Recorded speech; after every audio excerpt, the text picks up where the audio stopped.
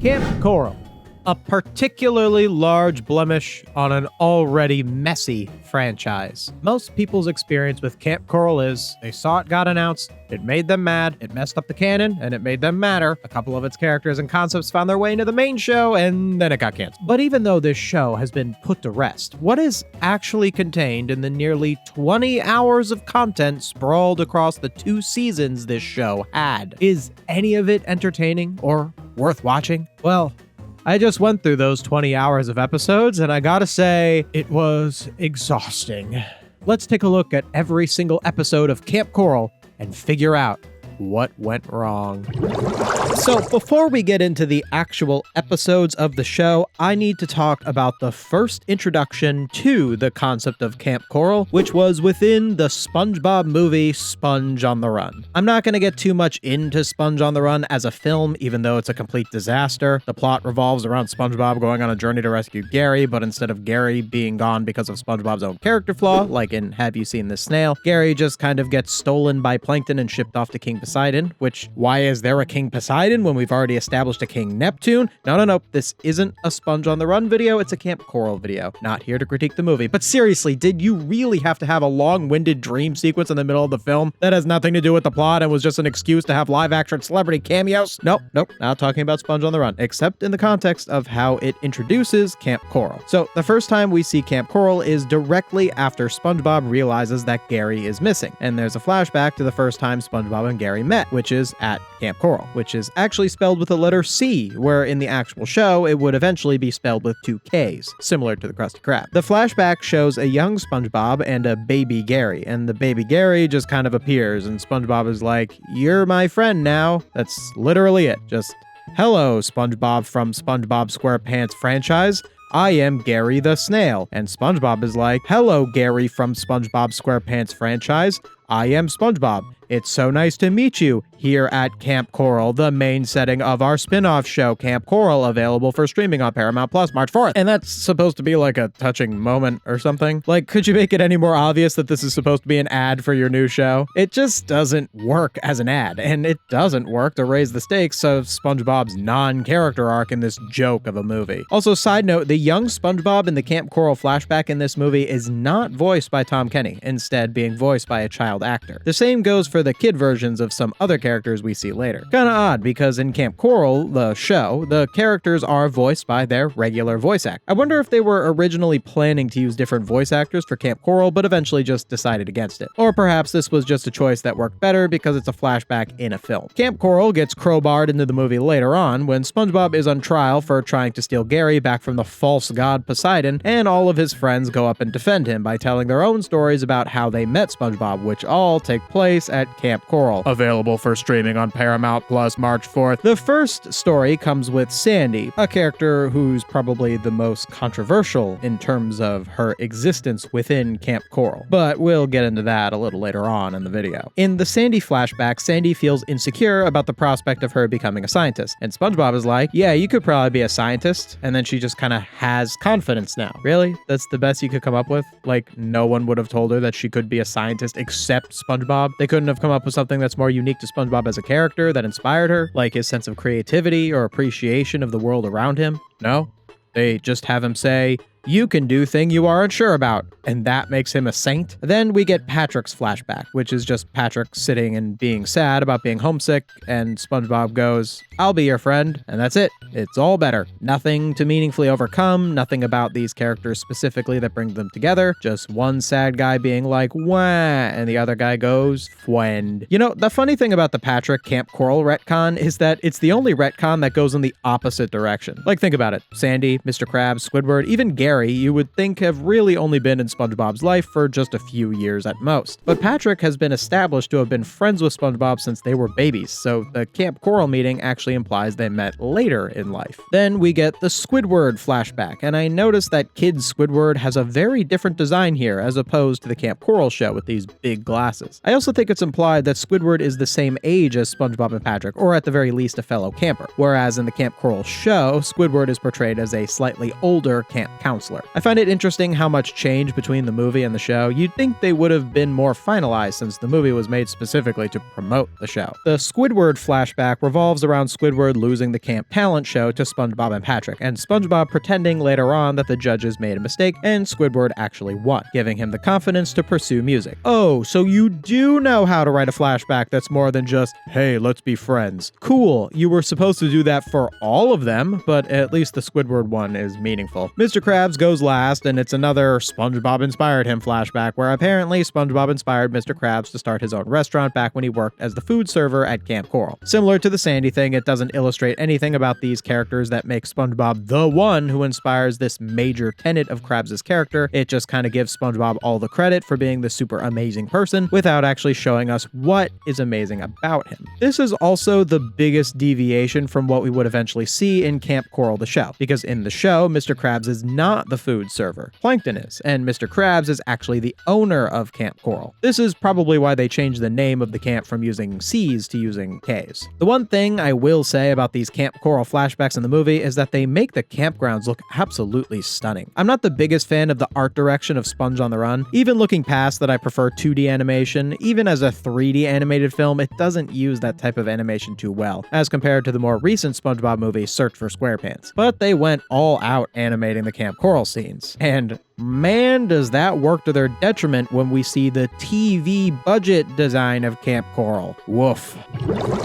Okay, so now into the actual show. And let's start off by discussing the intro to Kamp Koral. The first lines of the intro are, and I quote, "Chorus, SpongeBob." And SpongeBob sings, "I'm off to summer camp." And I think this is a contender for the absolute weakest opening line in a show intro ever put to screen. Like, seriously? That's your first line. SpongeBob is going to summer camp. It doesn't flow, it's giving obvious info, it doesn't get us excited for the show. Let's compare the first line of Kamp Koral to the first line of the base SpongeBob show, which is, "Who lives in a pineapple under the sea?" Can we see how this line is so much stronger than "SpongeBob, I'm off to summer camp"? Like, I know we've all been watching the show for decades now, so we know SpongeBob lives in a pineapple under the sea. But if you put yourself in the shoes of someone who has never seen the show, isn't that opening line so intriguing?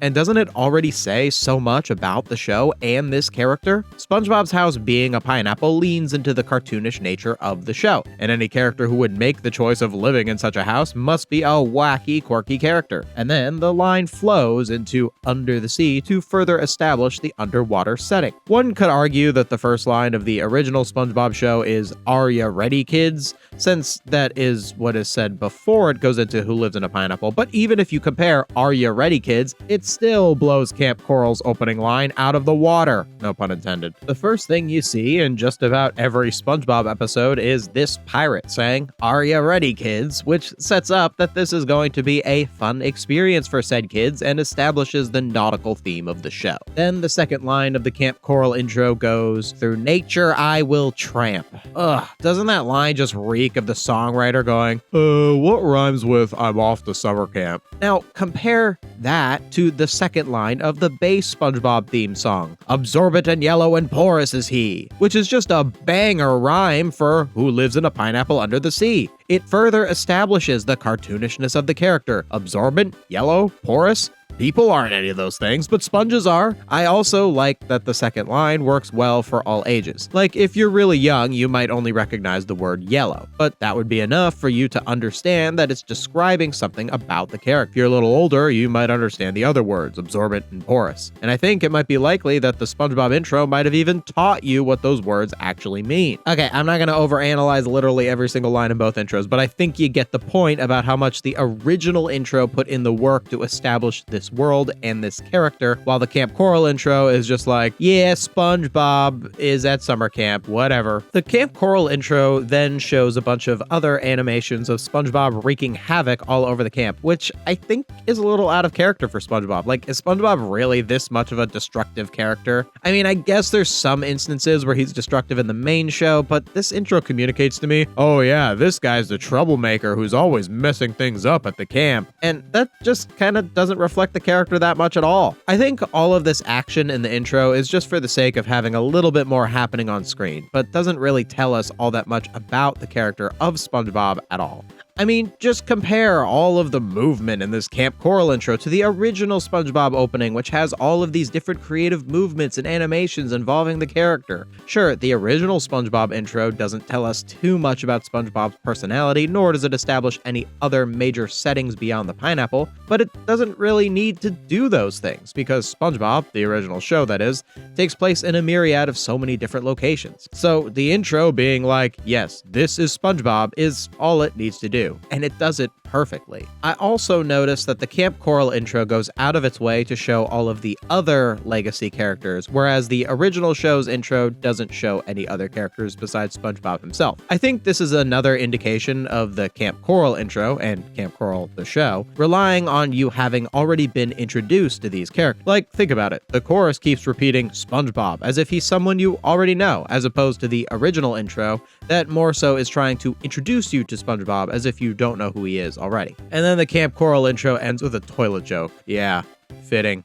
The first episode of Kamp Koral, titled The Jellyfish Kid, is a double-length episode that introduces us to the general vibe of Kamp Koral. Let's start by talking about the concept specifically of making SpongeBob a kid, and how it's kind of putting a hat on a hat, you know? Like, the whole thing about SpongeBob that makes him such a versatile cartoon character is that he is an adult, which gives him more autonomy, the ability to have a job, it doesn't tether him to his parents, and overall allows him to be more well-rounded, while also being just childish enough that if the show wants to tell a story that would be specifically relatable to kids, they can easily make that story work with SpongeBob himself. Making SpongeBob an actual kid only restricts what you can do with him and doesn't meaningfully add anything to him as a character. There are a few instances of episodes where SpongeBob being a kid does create an opportunity for stories that wouldn't work in the main show, and I'll discuss those as they come up, but the first episode is definitely not an example of one. The main plot of the first episode is that SpongeBob has never caught a jellyfish and wants to catch one, but struggles to. It's kind of like the boating school of this show, being the thing that SpongeBob wants to do but hasn't yet achieved, and that motivates him in any episode where jellyfishing is involved. One thing I'll give this credit for is that since in the main show SpongeBob goes jellyfishing all the time, we know he will eventually succeed at this goal, and that makes us curious to see how he achieves it. But beyond that, the narrative offers us very little other than SpongeBob is bad at catching jellyfish. The episode also doesn't give us much of a reason as to why SpongeBob isn't succeeding at catching a jellyfish. He just kinda doesn't do it. It's not like in the boating school episodes where the reason that SpongeBob is a bad driver is because he gets too in his own head and becomes overwhelmed once he gets behind the wheel. What makes SpongeBob failing boating school meaningful is that his failures are a reflection of his own character flaw. And by seeing how SpongeBob fails at boating school, we can go out of our way to not make the same mistakes ourselves. Since SpongeBob failing to catch a jellyfish doesn't reflect a character flaw, he doesn't have any sort of character flaw for him to overcome, which leads to him lacking a character arc of any kind. So, in the absence of a character arc, the narrative has to come up with something else in order to satiate our brains with moving images of familiar characters. And what do bad cartoon writers do when faced with such a dilemma? Introduce a big monster to chase the characters around. When Patrick and Sandy dress up Squidward like a jellyfish in order to have SpongeBob catch him and up his confidence, they find themselves attacked by some kind of rock monster thing. Action sequence happens, SpongeBob gets eaten, he blows a bubble, and him and Squidward escape the monster's stomach. The problem with the ending is that what SpongeBob did to defeat the monster was just a thing that happened, and not something that meaningfully overcame his character flaw, because, well, he has no character flaw. There's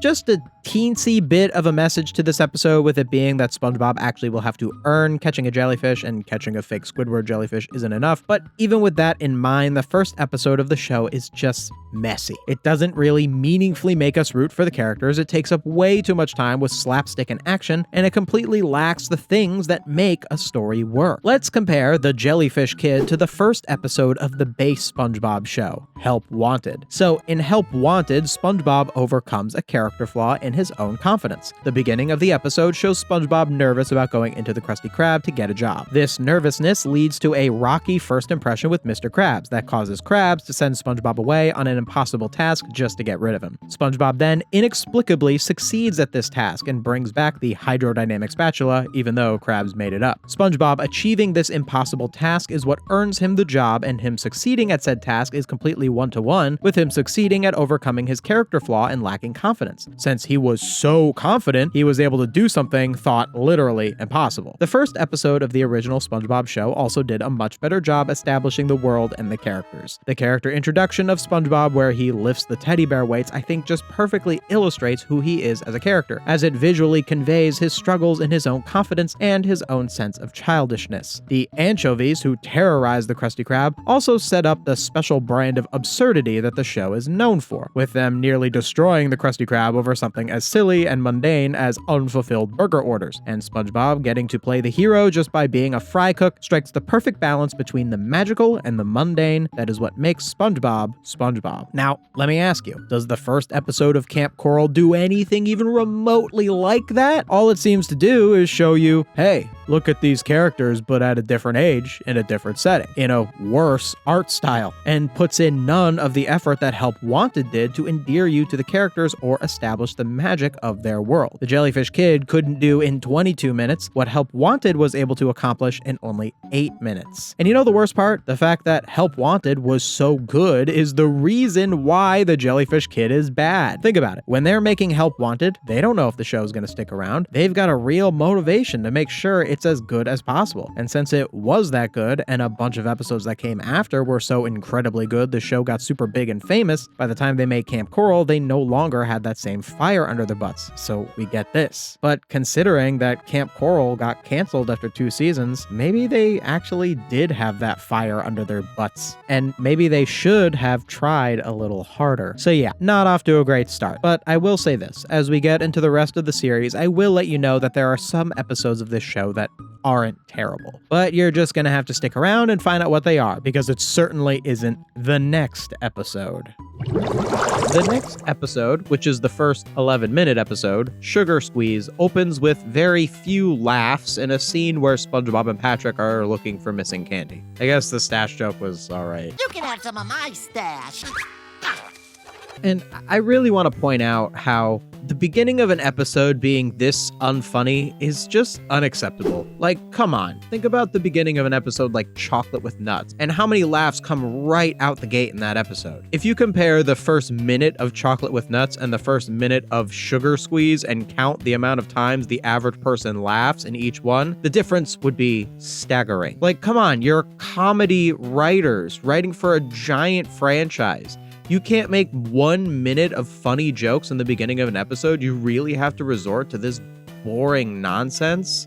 Anyway, back to the Kamp Koral episode. So it turns out the missing candy was taken by Narlene and Nobby. So if you don't know who these characters are, I am so sorry to be the one to introduce you to them. Narlene is this hillbilly type character who's not a camper, but like lives near the camp or something. Her only character trait is that she's a hillbilly. And then Nobby is one of those cartoon characters that doesn't really talk and just kind of babbles, which is a cheap tactic by the show to have another character on screen who can do stuff, but they don't have to actually write dialogue for him or give him a meaningful personality. Oh yeah, also the first thing that we see of Narlene is a foot. They do a lot of foot things with this character. Look, Kamp Koral writers, listen to me. Back in the early 2000s, you guys had some plausible deniability with this foot stuff, but come on. Even if your intention is just an innocent, but aren't feet silly?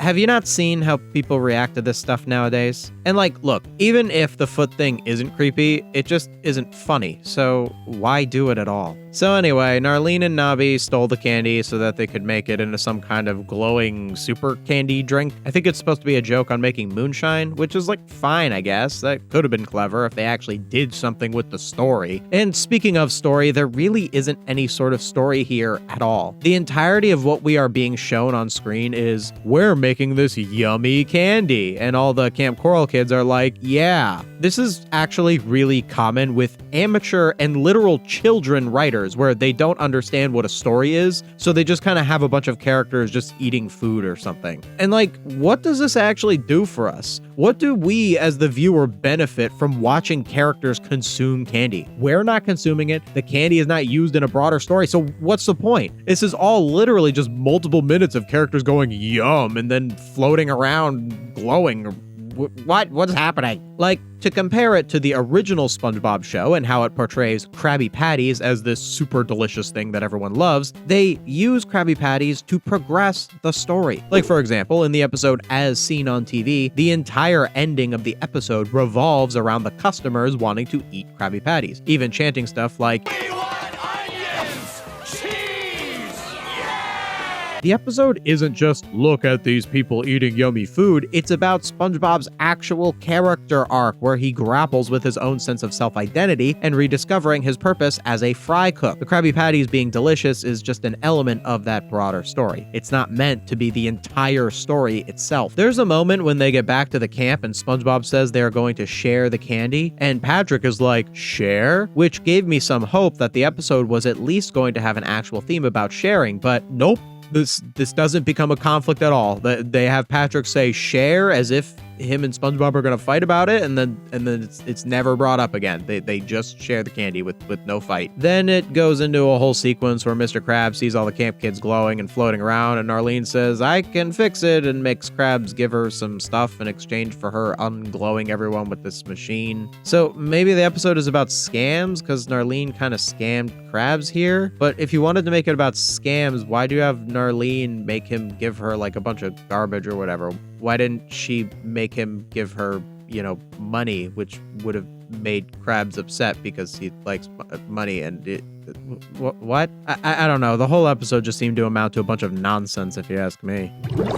So the next episode, Tag You're It, revolves around SpongeBob, Patrick, and Sandy having to play inside because it's raining. A pretty relatable and good premise for a kid's show. The trio struggle to keep quiet and play properly inside. It's not executed very well because the moments aren't funny, but as a premise, I don't take too much issue with it. Another issue with this episode is that it doesn't really properly escalate the conflict. They keep getting thrown out of cabins and finding themselves around other characters that they then antagonize with their game of tag. But it doesn't feel like the narrative is escalating, it more so just feels like it's changing. I also don't really buy that these three are really all that destructive. Like, the characters are all like, oh, their game of tag is so destructive. They're terrorizing us. But, like, are they? I just don't buy it. I think the show is just over-exaggerating to make up for the fact that they didn't really put in all that much work to properly communicate this narrative. So then they end up in Mr. Krabs' cabin, and the baby Pearl ends up being a part of the story. I think it's very telling that Sandy literally calls her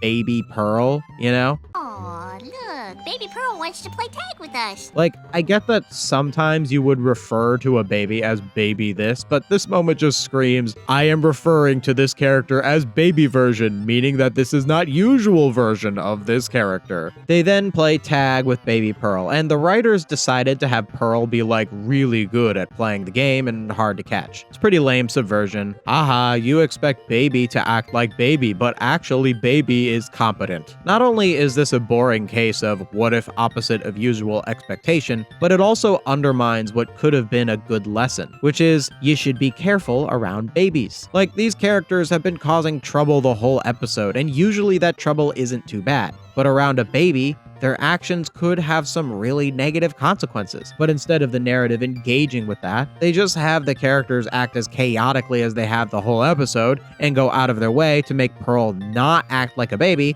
so that their chaotic actions don't come off as dangerous. So not only did this episode not tell a story, but it actively avoided telling a story when one clearly presented itself, because it seems to me that this show is only interested in having stuff happen on the screen. The next episode revolves around the characters wanting to track down a missing food truck when the truck they were expecting didn't show up to the camp. The episode seemed like it was setting up this rivalry between the campers and counselors, with SpongeBob, Patrick, and Sandy, the campers, having a little spat with Squidward, Larry, and Bubble Bass, who are the counselors. This made for a really solid story in the alternate universe where the writers of this episode decided to lean into that premise. In this universe, the rivalry theme is dropped almost immediately, and the 6 aforementioned characters just become a unit looking for this food truck MacGuffin. They do this bit where the food truck kind of acts like it's a wild animal. I don't 100% hate this. I think it gives the narrative a little bit more to do and makes the food truck being out in the wilderness like this make a little more sense, but the food truck narratively is just not used that well. At first, it's a thing that they chase after, and then it chases after them, so it just becomes this thing the characters want to find or thing the characters are afraid of, with no further contribution to the story. Again, if they had gone with the whole campers versus counselors theme, then this would have worked well, because then we as the audience would have cared which group found the truck, because whichever group found the truck would be the group that wins in the debate between which group is better. And then when the truck goes rogue and becomes dangerous, they could have had the groups then have to work together now that the thing that they were looking for becomes hostile, teaching the lesson that they should work together instead of getting wrapped up in their differences. None of this happened in the episode. There are also some instances of cartoon logic that just do not read well. There's a moment where they tell Patrick to watch out for bubble sand, which I guess is like quicksand, but you get caught in a bubble? Like, what? And then when they flip over the food truck, they use Bubble Bass's butt to cut through the back.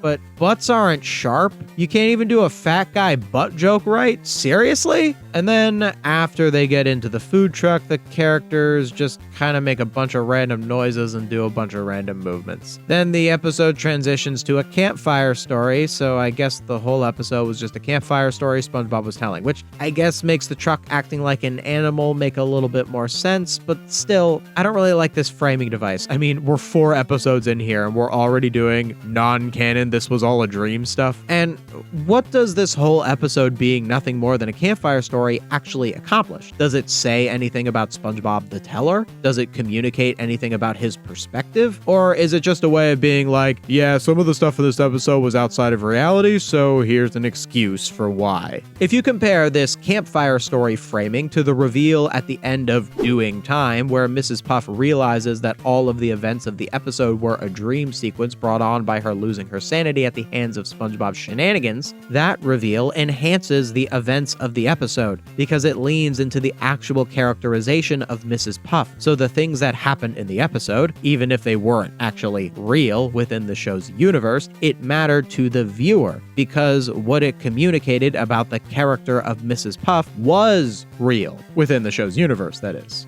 Not only is this food truck episode meaningless because it doesn't communicate a perspective or lesson or have any sort of character arc, but it's even more meaningless because beyond all of that meaninglessness, it didn't even happen within the universe of the show. Oh yeah, and then after SpongeBob finishes the campfire story, the characters all do a bunch of random movements. The next episode, Cabin of Curiosities, brings back the concept of getting another camp badge. The narrative did a decent job of setting up the gravity of getting something called the Ranger Badge, but the episode isn't about getting said Ranger Badge, so it was kind of for nothing. However, the premise of the episode is still solid, because SpongeBob and Patrick are tasked with getting the Friendship Badge, which requires them to get 4 signatures of new friends. And they even make a point to say that they don't want to count each other, so the challenge of the characters is for them to authentically make 4 new friends. It's a good premise, but the execution is really awful. You're gonna hear me say that a lot in this video. The reasons that Sponge and Pat get rejected from being friends with other groups are pretty generic and boring. Ooh, they aren't all fancy, so they don't fit in with the rich kids. They can't do a pull-up, so they don't fit in with the jocks. Is this really the best you can do? The characters that Sponge and Pat do end up befriending is a group of deep-sea fish. There's an anglerfish that's represented by 2 separate characters, one being the fish itself and the other being the lure. I thought this was odd, but it turns out that the bioluminescent lure of the anglerfish is actually a bunch of bacteria. So having the lure be separate from the fish is sort of biologically accurate. And an example example of SpongeBob using its fish design to teach us a little bit about marine biology. Then there's a blobfish, another deep-sea creature, and a sea spider. At first, I was like, wait, are there sea spiders? And it turns out there are. So these deep-sea creatures are all accurate to real-world deep-sea creatures. But wait, SpongeBob and Patrick have to make 4 friends, right? So what's the last deep-sea creature that they're gonna use here? Oh, Neptune, I forgot Nosferatu is in this show. Oh, I'm sorry, it's actually Kidferatu. So I'm probably like the #1 Nosferatu and modern SpongeBob hater out there, as you can see in my Nosferatu video. And all of my issues I brought up in that video about how basically Nosferatu is only funny in the 10 seconds he appears in Graveyard Shift, and any extra appearance of him not only ruins the original joke, but doesn't add anything to the current story, apply to Kidferatu. But Kidferatu is even worse when introduced amongst all of these actually interesting deep-sea fish designs, because he's a human vampire. What the heck is he doing here? And they give him like the black and white filter because he's from the movie. And it's just like, what are you guys doing, man? Just let it go. The joke in Graveyard Shift was very funny. You're not recreating that by just putting Nosferatu in an episode. Seriously, what is the viewer getting out of this Kidferatu nonsense other than, like the ending of Graveyard Shift? And if you've never seen Graveyard Shift, the whole thing makes even less sense. Oh yeah, there's also a swamp ape. Again, with the not being underwater stuff. Couldn't it have been any kind of sea monster instead of an ape? I just think it's so odd that in the same episode where they actually went out of their way to create underwater themed designs for sea creature characters, they, with Nosferatu and the swamp ape, just go, nah, forget all that underwater stuff. I know I'm advertising 2 of my previous videos pretty close together, but in my Gorilla Suit Day video, I talk about how the gorilla in I Had an Accident worked specifically because they pointed out that gorillas don't live underwater. So having a swamp ape not only undermines that episode's conclusion, but also doesn't use the fact that this is not an underwater creature in an underwater setting to its advantage, and instead just has it exist in the world, contributing nothing to the story, which, by the way, did you know that that's called an anatopism? It's similar to an anachronism, but anachronism refers to things being in the incorrect time period, whereas anatopism refers to the thing being in the wrong setting. So the sea ape and Kidferatu would be called anatopisms. Kidferatu aside, I was at least sold on the premise of SpongeBob and Patrick becoming friends with deep-sea creatures. It could have been a nice story about getting along with people who are different from you. But it actually seems like the episode wants to teach the opposite lesson, because the Kidferatu group actively try to hurt SpongeBob and Patrick because they're the creepy kids. So the narrative is almost implying that you shouldn't be friends with people who are different from you, and also plays into the stereotype that all alt-emo goth-type people are dangerous and want to hurt you. Like, nah man, sometimes people just like to dress like Wednesday Addams sometimes. It doesn't mean they like violence. But an episode like this heavily implies that. And then at the end of the episode, they all dissolve into the sun, which really only Kidferatu should have dissolved. He's the one who's the vampire. The rest of them are just deep-sea fish, not vampires, whatever. Then Sponge and Pat find out that they signed their book, meaning they achieved getting the bad. But this narrative victory rings hollow because SpongeBob and Patrick didn't have to do anything meaningful in order to achieve it. All that happened was they bumbled around with these spooky characters, and then at the end they were like, yay, we're friends now. And that's the end.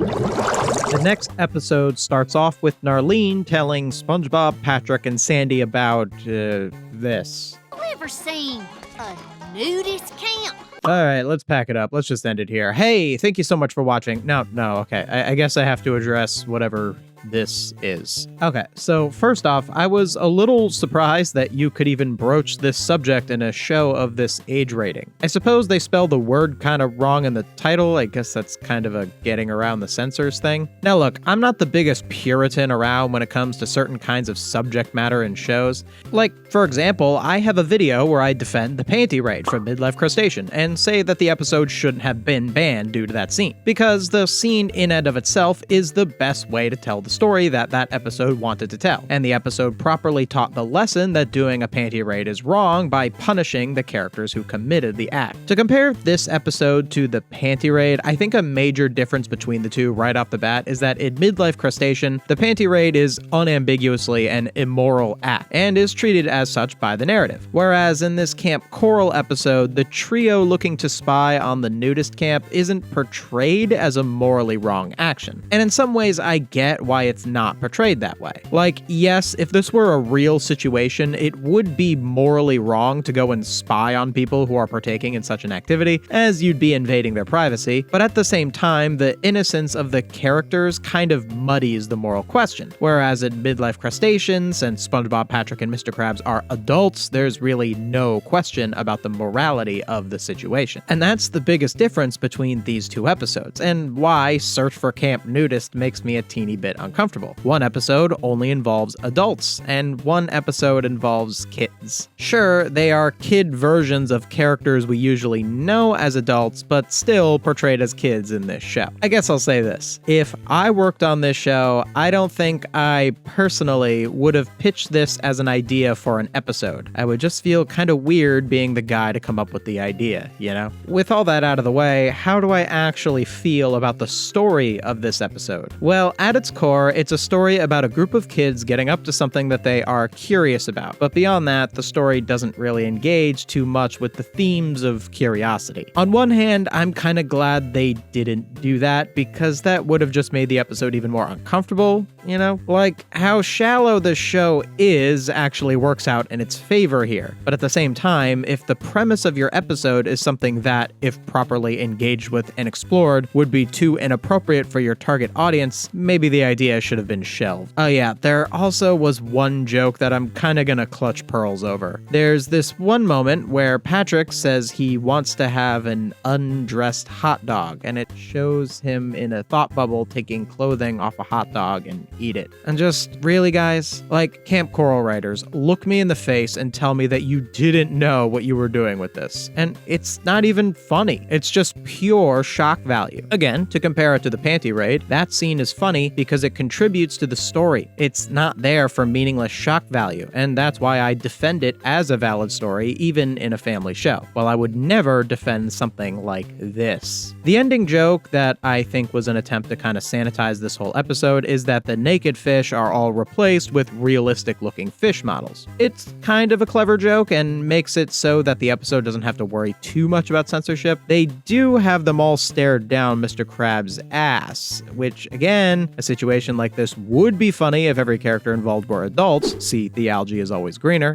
Good grief, he's naked!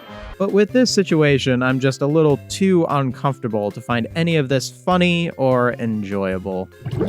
Kitchen Sponge is kind of the most talked about episode of Kamp Koral because it's the timeline continuity episode. The main reason that this episode exists is to explain why Sandy is in Kamp Koral, even though she canonically first met SpongeBob in Tea at the Tree Dome. The episode itself is kind of unremarkable. Not super funny, not super memorable, just a mediocre narrative where SpongeBob starts working for Plankton in the kitchen and creates the secret formula. Then at the end of the episode, young Sandy talks to future Sandy, and it reveals that the whole reason for all this time travel nonsense is to make sure that the secret formula ends up in the right hands in the right time. Before I talk about Sandy, I want to talk about the secret formula. If you've seen my secret formula video, you'll know how I feel about the fact that they just cannot decide on an actual backstory for why this thing exists. And I feel like this Kamp Koral backstory is supposed to be the definitive one, and I really just do not like it one bit.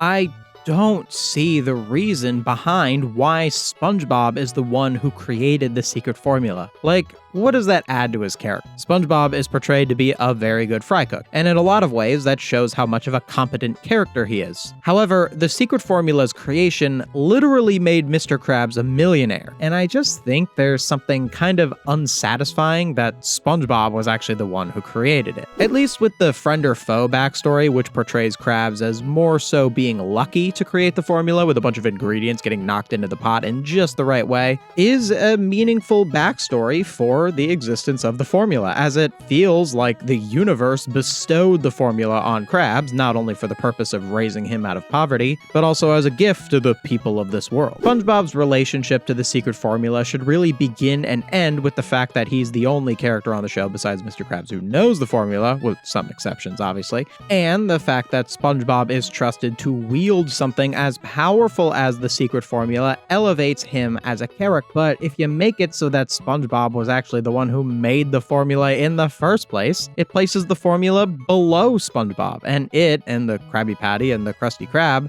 no longer elevate. Also, I kind of reject that Sandy would be the one to care so much about the secret formula that she literally manipulates the laws of space-time in order to preserve it. Like, in some ways I get it. I know that Plankton getting the formula means he takes over the world, so I guess it's a world-saving measure, but I don't know. I just don't see Sandy as a character who is inherently connected to the Krabby Patty secret formula, and this lack of connection to the formula makes her main motivation for time traveling being the formula feel all the more weak. And let's be real here. The reason this all comes off as so clunky is because all of this Sandy SpongeBob secret formula time travel chicanery is just because the show is so desperate to convince you, see, we care about continuity. Like, we know the reason that Sandy is in Kamp Koral is because you wanted to have all of the main characters from the original SpongeBob show in this show, and you didn't want to leave Sandy out just because back in 1999 her debut episode had her and SpongeBob meet for the first time. In some ways I kind of sympathize, you know? Should they really omit a character for an entire show just because it contradicts one episode? But from there, we have to ask ourselves, what does Sandy really add to this show, you know? Kamp Koral is a difficult show to justify the existence of. Most shows that are what if popular character was baby version are. But even beyond that, it's even harder to justify the existence of characters being present in SpongeBob's childhood when so much of the SpongeBob franchise doesn't really lend itself to these characters all having lifelong relationships since childhood. It all just feels so convenient, you know? Like, yeah, young SpongeBob and Patrick grew up together and attended summer camp together. I buy that easily. Oh, Squidward's there?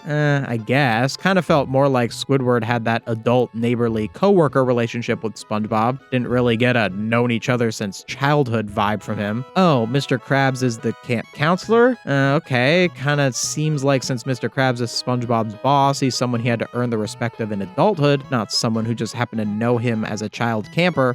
What? Mrs. Puff is here too? So she just happens to be his driving school instructor all those years later? Bubble Bass? Larry? Kevin the sea cucumber? Perch Perkins, that stereotypical rich lady? Nosferatu? And then on top of all of that, Sandy the land squirrel. It just makes the SpongeBob world feel so small, and it's so obvious that these characters all coincidentally knowing each other as kids is just because the writers weren't confident in coming up with original characters and needed to cash in on recognizable faces. There's a big question that I want to pose about Kamp Koral, and that is, should the show have, instead of going out of its way to include all these different characters, been a little more willing to cut out characters that don't make as much sense to exist in this timeline? I've been pondering the idea that the only legacy characters who should have been in Kamp Koral are SpongeBob, Patrick, and wait for it, Plankton. Oh yeah, also by extension, Karen. I really think that beyond the obvious SpongeBob and Patrick, the only other characters who make sense to exist within this camp and within this timeline are Plankton and Karen. There's an episode coming up where Plankton says something along the lines of, if I get fired, I won't be able to get into college, implying that his job at Kamp Koral is why he was able to afford college, which I think is a pretty meaningful motivation. And even though Plankton's debut episode in the main SpongeBob show does imply that SpongeBob had never met him before, I would find that being retconned wouldn't take away as much from the SpongeBob-Plankton relationship as it does from the SpongeBob-Sandy relationship or the SpongeBob-Mr. Krabs relationship, as I think a major foundation of both of those relationships is the fact that SpongeBob met them in adulthood. Beyond that, the show could have been brave and come up with all new characters for the camp counselor, for the leading lady, for some of the other minor roles. I understand that this would have been an extremely hard sell for the execs behind this show, and probably wouldn't have been realistic. And even if they did do this, they still would have had to execute it really well in order for audiences to get past how cynical the idea of SpongeBob but a kid at camp feels. But I don't know. Let me know in the comments if you think that Kamp Koral could have been saved if they were a little more bold with cutting characters and creating new ones. Or if you think the show was doomed to fail from the very beginning. The Treasure of Kamp Koral is the first episode of the show to focus on Mr. Krabs wanting money. And before we get into the plot of the episode, I want to focus on Krabs himself and his presence within this show. There have been a few moments in earlier episodes that show Krabs being kind of greedy, but this episode focusing so much on his greed really made me realize how much Mr. Krabs' character is incompatible with the role of camp director. You know, like in some ways, sure, I get it. He's the main authority figure, so you have him also be the guy in charge of the camp. But when you take a character who was originally designed to be the greedy business owner and arbitrarily repurpose him to summer camp director, it just doesn't really work, as compared to a character who was created from the ground up to be the summer camp director. The show implies that Mr. Krabs also owns the camp, so that does kind of lead into his love of money, but it's just not enough if you ask me. Like, think about the business structure of a summer camp as opposed to a restaurant. A summer camp, sure, it could make a lot of money, but the money you make off a summer camp usually comes up front, you know? The parents of the camp pay for the summer, and that's your income for the summer. And maybe you get a couple extra bucks of, like, the camp store or something. A restaurant works much better as a thing for a money-loving character to own, because a restaurant makes money every day. So, like, if there's a day where the Krusty Krab shuts down, or a day where they aren't getting a lot of customers, which happens all the time in the main SpongeBob show, it can be a source of conflict for that business owner. And beyond that, the archetype of camp director just doesn't vibe with greedy business owner, even if you do communicate that the camp director owns the camp. Like, seriously, think about the character archetype of summer camp director. You usually think of someone who is outdoorsy, rustic, kind of down to earth, you know? I mean, a summer camp is by definition a place where you're separated from regular comforts of society, and thus separated from money. So yeah, all this to say that Mr. Krabs being the camp director just doesn't work well with his character, and the only reason he is the camp director is because the writers needed to crowbar in characters from the main show who don't work in this camp setting. It's just more fuel on the fire of what I was saying earlier, that maybe the powers that be behind the show should have been a little braver when it came to cutting characters. Anyway, on to the plot of this episode. This is a pretty typical young kids learning the value of money kind of episode if you subtract the whole learning part of it. Basically, there's some stuff that SpongeBob and Patrick want to buy from the store, and Mr. Krabs tells them to beat it because they're broke. Sponge and Pat then find a treasure chest filled with some money and then buy a bunch of stuff and then make Mr. Krabs do a bunch of stuff for them for money, eventually leading to Mr. Krabs getting all beaten up and getting run over by this cart that he used to carry them up a mountain. The twist of the episode is that the treasure chest full of money was actually Krabs' own hidden stash, so he did all that stuff for nothing. But Krabs doesn't even put together that Sponge and Pat were the ones who took his money, so the narrative doesn't take any opportunity to teach a lesson about not taking what's not yours. I mean, what would the lesson even be here? Like, Sponge and Pat find a big treasure chest filled with cash. Okay, so like, what would be the equivalent of that in real life? A big suitcase full of money? Well, in an actual situation, that's probably like criminal money, right? So if you found a bunch of money somewhere, you'd probably be wise to either ignore it or maybe tell the police? Or maybe the chest is supposed to represent a more normal amount of money, like finding someone's wallet filled with $100 bills on the ground. But in that situation, isn't the morally correct thing to try and give the money back to its rightful owner? I just don't get how you can have a kids show situation as serious as the two kid main characters find a bunch of money out of nowhere and not even engage with what someone should responsibly do if they ever found money that didn't belong to them. Because in pretty much no situation, unless like it's a random bill floating in the street or something, you really aren't supposed to just immediately spend random found money. Like, I guess you could take a lesson from Krabs' perspective because he lost all of his money because he left it somewhere where people could get it. And like, that's a fine lesson, sure, but you can't just introduce a conflict of finding money like you did with SpongeBob and Patrick and then just not engage with it at all. It's just kind of irresponsible.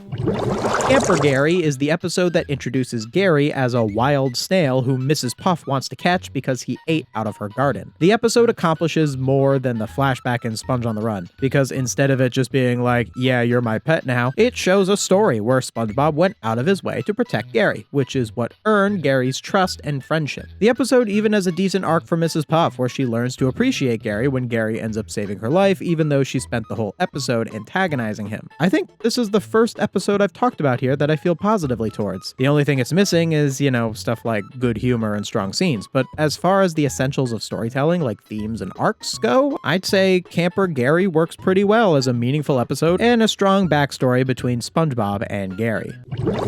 This next episode, Midnight Snack Attack, is the first to deeply focus on Plankton. The episode itself doesn't amount to much. Plankton accidentally creates a serum that turns SpongeBob and Patrick into these monsters. There seems to be some theme of responsibility, what with Plankton being concerned that if he loses his job due to the mistakes he's made, he won't be able to afford his college tuition. A motivation that is more meaningful if you know how proud Plankton is of going to college in the main show. However, beyond this one line about college, the episode doesn't really focus on him that much, and he solves the monster problem far too easily. When you don't tie your conflict into an actual character arc, the whole episode completely fails. Hot Pearl Tato is a typical slapstick-based episode where Krabs pawns off Baby Pearl so he doesn't have to look after her, and she gets passed along to a bunch of different characters. While I don't have much else to say about this mediocre plot, something notable that is introduced in this episode is the snail moose, which I do not like one bit. I just can't stand how they insist on uncreatively and immersion-killingly crowbarring in land animals into this underwater setting. Like, I get it, summer camps are like usually in the woods, which are associated with moose, but guess what? Moose don't live in your setting. Accept it and find something better to represent this animal instead of this mishmash of mediocrity. What About Meep focuses on the anchovies. We've seen a little bit of the anchovies in past episodes, but this is the first time they're really focused on. While at first I thought this was just going to be some meandering narrative about anchovies or whatever, I was shocked to see that this episode contains something not present in any previous episode I've talked about so far: a character arc. The episode focuses on one particular anchovy who says moop instead of the regular meep. This simple premise gives way to a meaningful narrative about identity and the struggle to stand out on your own when those within your group are so similar to you. After struggling to fit in with other groups, the moop fish finally finds himself when he wears a mop as a wig. After showing this mop wig idea to the other anchovies, they all embrace different sorts of hairstyles. And then the episode ends with our moop fish hero laying down and saying, meep. My interpretation of this ending lesson is that now that Moop Fish has been accepted by his peers and allowed to make his own choices, he simply chooses to say Meep. Not because of social pressure, but because that truly is the identity that suits him. A lesson that shows that rigid social norms can confuse even those who fit the accepted mold. Perhaps this is the intended lesson, or perhaps the writers were just like, let's have it end with him saying Meep because it's unexpected. Judging from this show's track record, it's probably the latter. But that doesn't matter, because we can still take this deep lesson from this episode, and that makes this the best Kamp Koral episode so far. Hard Time Out is an episode that revolves around SpongeBob being put in a timeout for something that was Patrick's fault. The narrative comments on the moral obligation of taking responsibility for one's actions. Patrick spends the episode trying to break SpongeBob out of jail, or timeout, with the subtext being that Patrick should instead just own up to his mistakes. Not only is this a good lesson, but it's actually an example of a story that could only be told in the Kamp Koral setting, with the kid versions of Sponge and Pat, because this is such a childhood-focused narrative. Wow. That's 2 really solid episodes in a row. Perhaps I was too hard on this show. Maybe the writers finally found their groove. Never mind. No, they didn't. The next episode, Pat's a Little Sinker, goes back to the usual formula of a bunch of nonsense in a flimsy narrative. This episode focuses on Mrs. Puff being a bit authoritarian with rules regarding swimming, specifically not allowing Patrick in the lake because he can't swim. This could have been a solid story where Mrs. Puff learns to not be so strict and Patrick learns the importance of rules. But they decide to undermine that with this one ridiculous piece of world building, which is that the characters can just breathe underwater. I mean, I know they can breathe underwater. The show takes place underwater, but I mean, they can breathe under the underwater water, like the lake. This completely undermines all stakes of this episode. What does it matter if Patrick can't swim? He can't drown. You know, in real life, it's actually a pretty big deal when a kid can't swim. So it's kind of irresponsible to have a narrative built around a kid being unable to swim and not treat it as a life or death situation. This also removes all nuance from the story. Mrs. Puff has absolutely no reason to be this strict and comes off like an overly cautious nutcase, when in real life she would be completely in the right, as drowning is no joke. So this narrative then amounts to nothing. The characters just kind of fart around underwater till Miss Puff stops them, and then that's the episode. Camp SpongeBob is an episode where SpongeBob gets left behind at camp by himself while everyone else goes off to a colonial Williamsburg type place. Kind of disappointing we don't get to see the place they're talking about. Could have been a good setting for an episode, though knowing these writers, they probably would have screwed that up. With all the other campers gone, SpongeBob makes friends with a bunch of animals, so we see the return of these moose snails that I was complaining about earlier. But this episode manages to introduce an animal that makes me even more mad: the sea bear. On its own, the existence of the sea bear in the context of Kamp Koral only would be equally as bad as the snail moose, land creature, sea creature hybrid that kills immersion. But what makes sea bears worse is that they undermine the previously established lore of the sea bear from the camping episode, which is an episode that gets a pass for using a sea creature land creature hybrid. But why does the camping episode get a pass? It's because of this moment right here. Sea bear?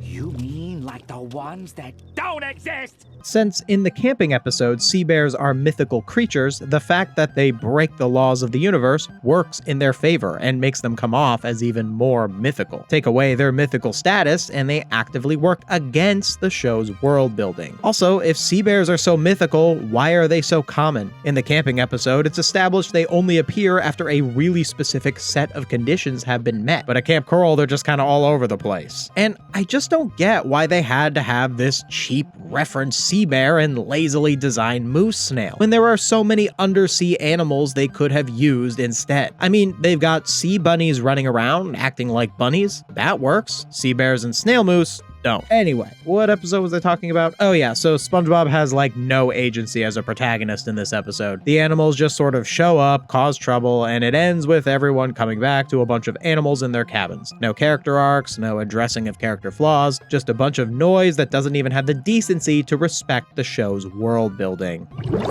Squizzery, I would say, is our first real Squidward torture episode. I noticed Kamp Koral doesn't really use Squidward as a character all that much, so as a result, you don't really get as much Squidward torture. This episode pairs up Patrick and Squidward and has them get lost in the wilderness together. This is actually a pretty uncommon dynamic in the main show. Sure, there are tons of Squidward-Patrick interactions in the main show, but SpongeBob is almost always involved in some way. Having an episode that is just these two getting stuck together in the woods is an opportunity to really address their differences and have them come to an understanding of one another. Does the episode take that opportunity? Of course not. Patrick is just written as too oblivious of a character for a story like this to work. He isn't able to challenge Squidward's flaws directly, and if Squidward calls out Patrick's flaws, he's portrayed as being too stupid to understand, leading to an episode that just kind of goes through the motions, torturing Squidward whenever it feels like it needs something to happen. This episode is basically a bad version of regular show's Blind Trust, an episode with a near identical premise. Characters who have opposing personalities get stuck in the woods together and have to work together to get out. But in regular show, the characters are all self-aware enough that they can meaningfully call out each other's flaws, which allows them to grow as characters. Now, a major difference between regular show and SpongeBob is that regular show is willing to shift the character dynamics around as the show progressed. Benson actually starts to respect Mordecai and Rigby as they get more mature throughout the series. So, an episode like Blind Trust is a way to further shift this dynamic. SpongeBob, on the other hand, is not interested in changing its character dynamics. Squidward has felt more or less the same about Patrick throughout the entire show's run, and this obviously extends to Kamp Koral. And you know what? That's fine. A show can change character dynamics, or it can keep them the same. It all depends on the sort of story you want to tell. But if you're gonna have unchanging character relationships, then you shouldn't put your characters in a situation where they should challenge each other and then just kind of have them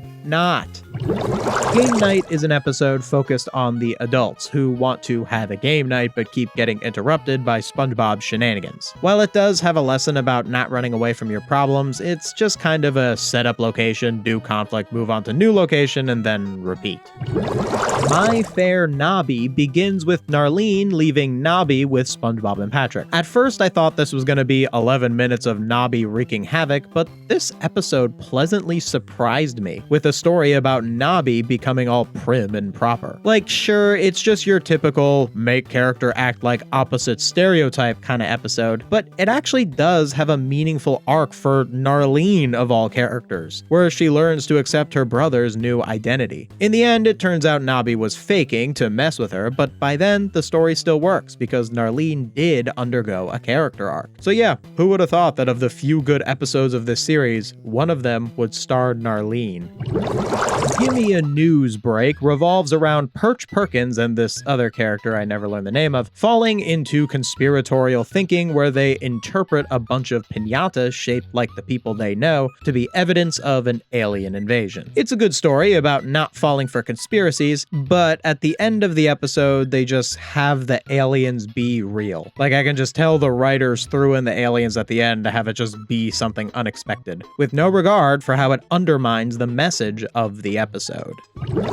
This next episode is just a disaster. Wisecracking is the definition of a budget episode, as most of it is just having the characters stand at a mic and tell bad jokes while reusing this one shot of the crowd laughing. This episode is so lazy that it literally forgets that a character in this laughing audience shot is the character who is telling the joke. Like he tells the joke on stage and then it cuts to the audience laughing and the guy who's supposed to be on stage is just there in the audience. After some plankton chicanery, a Kraken shows up who acts like Rodney Dangerfield. And now I get why the Kraken in SpongeBob and Patrick's timeline twist-up acted like Rodney Dangerfield. It was so confusing out of context. I don't know why they would bring back this Kraken and have him act like Rodney Dangerfield in episodes that don't have anything to do with stand-up comedy. And by the way, they do this again later on. This Kraken appears like a bunch of times throughout the show. And he always acts like Rodney Dangerfield. And it only makes sense because he was in the stand-up comedy episode, but then he's just always Rodney Dangerfield. It's weird. It's weird. What can I say? I don't respect this decision.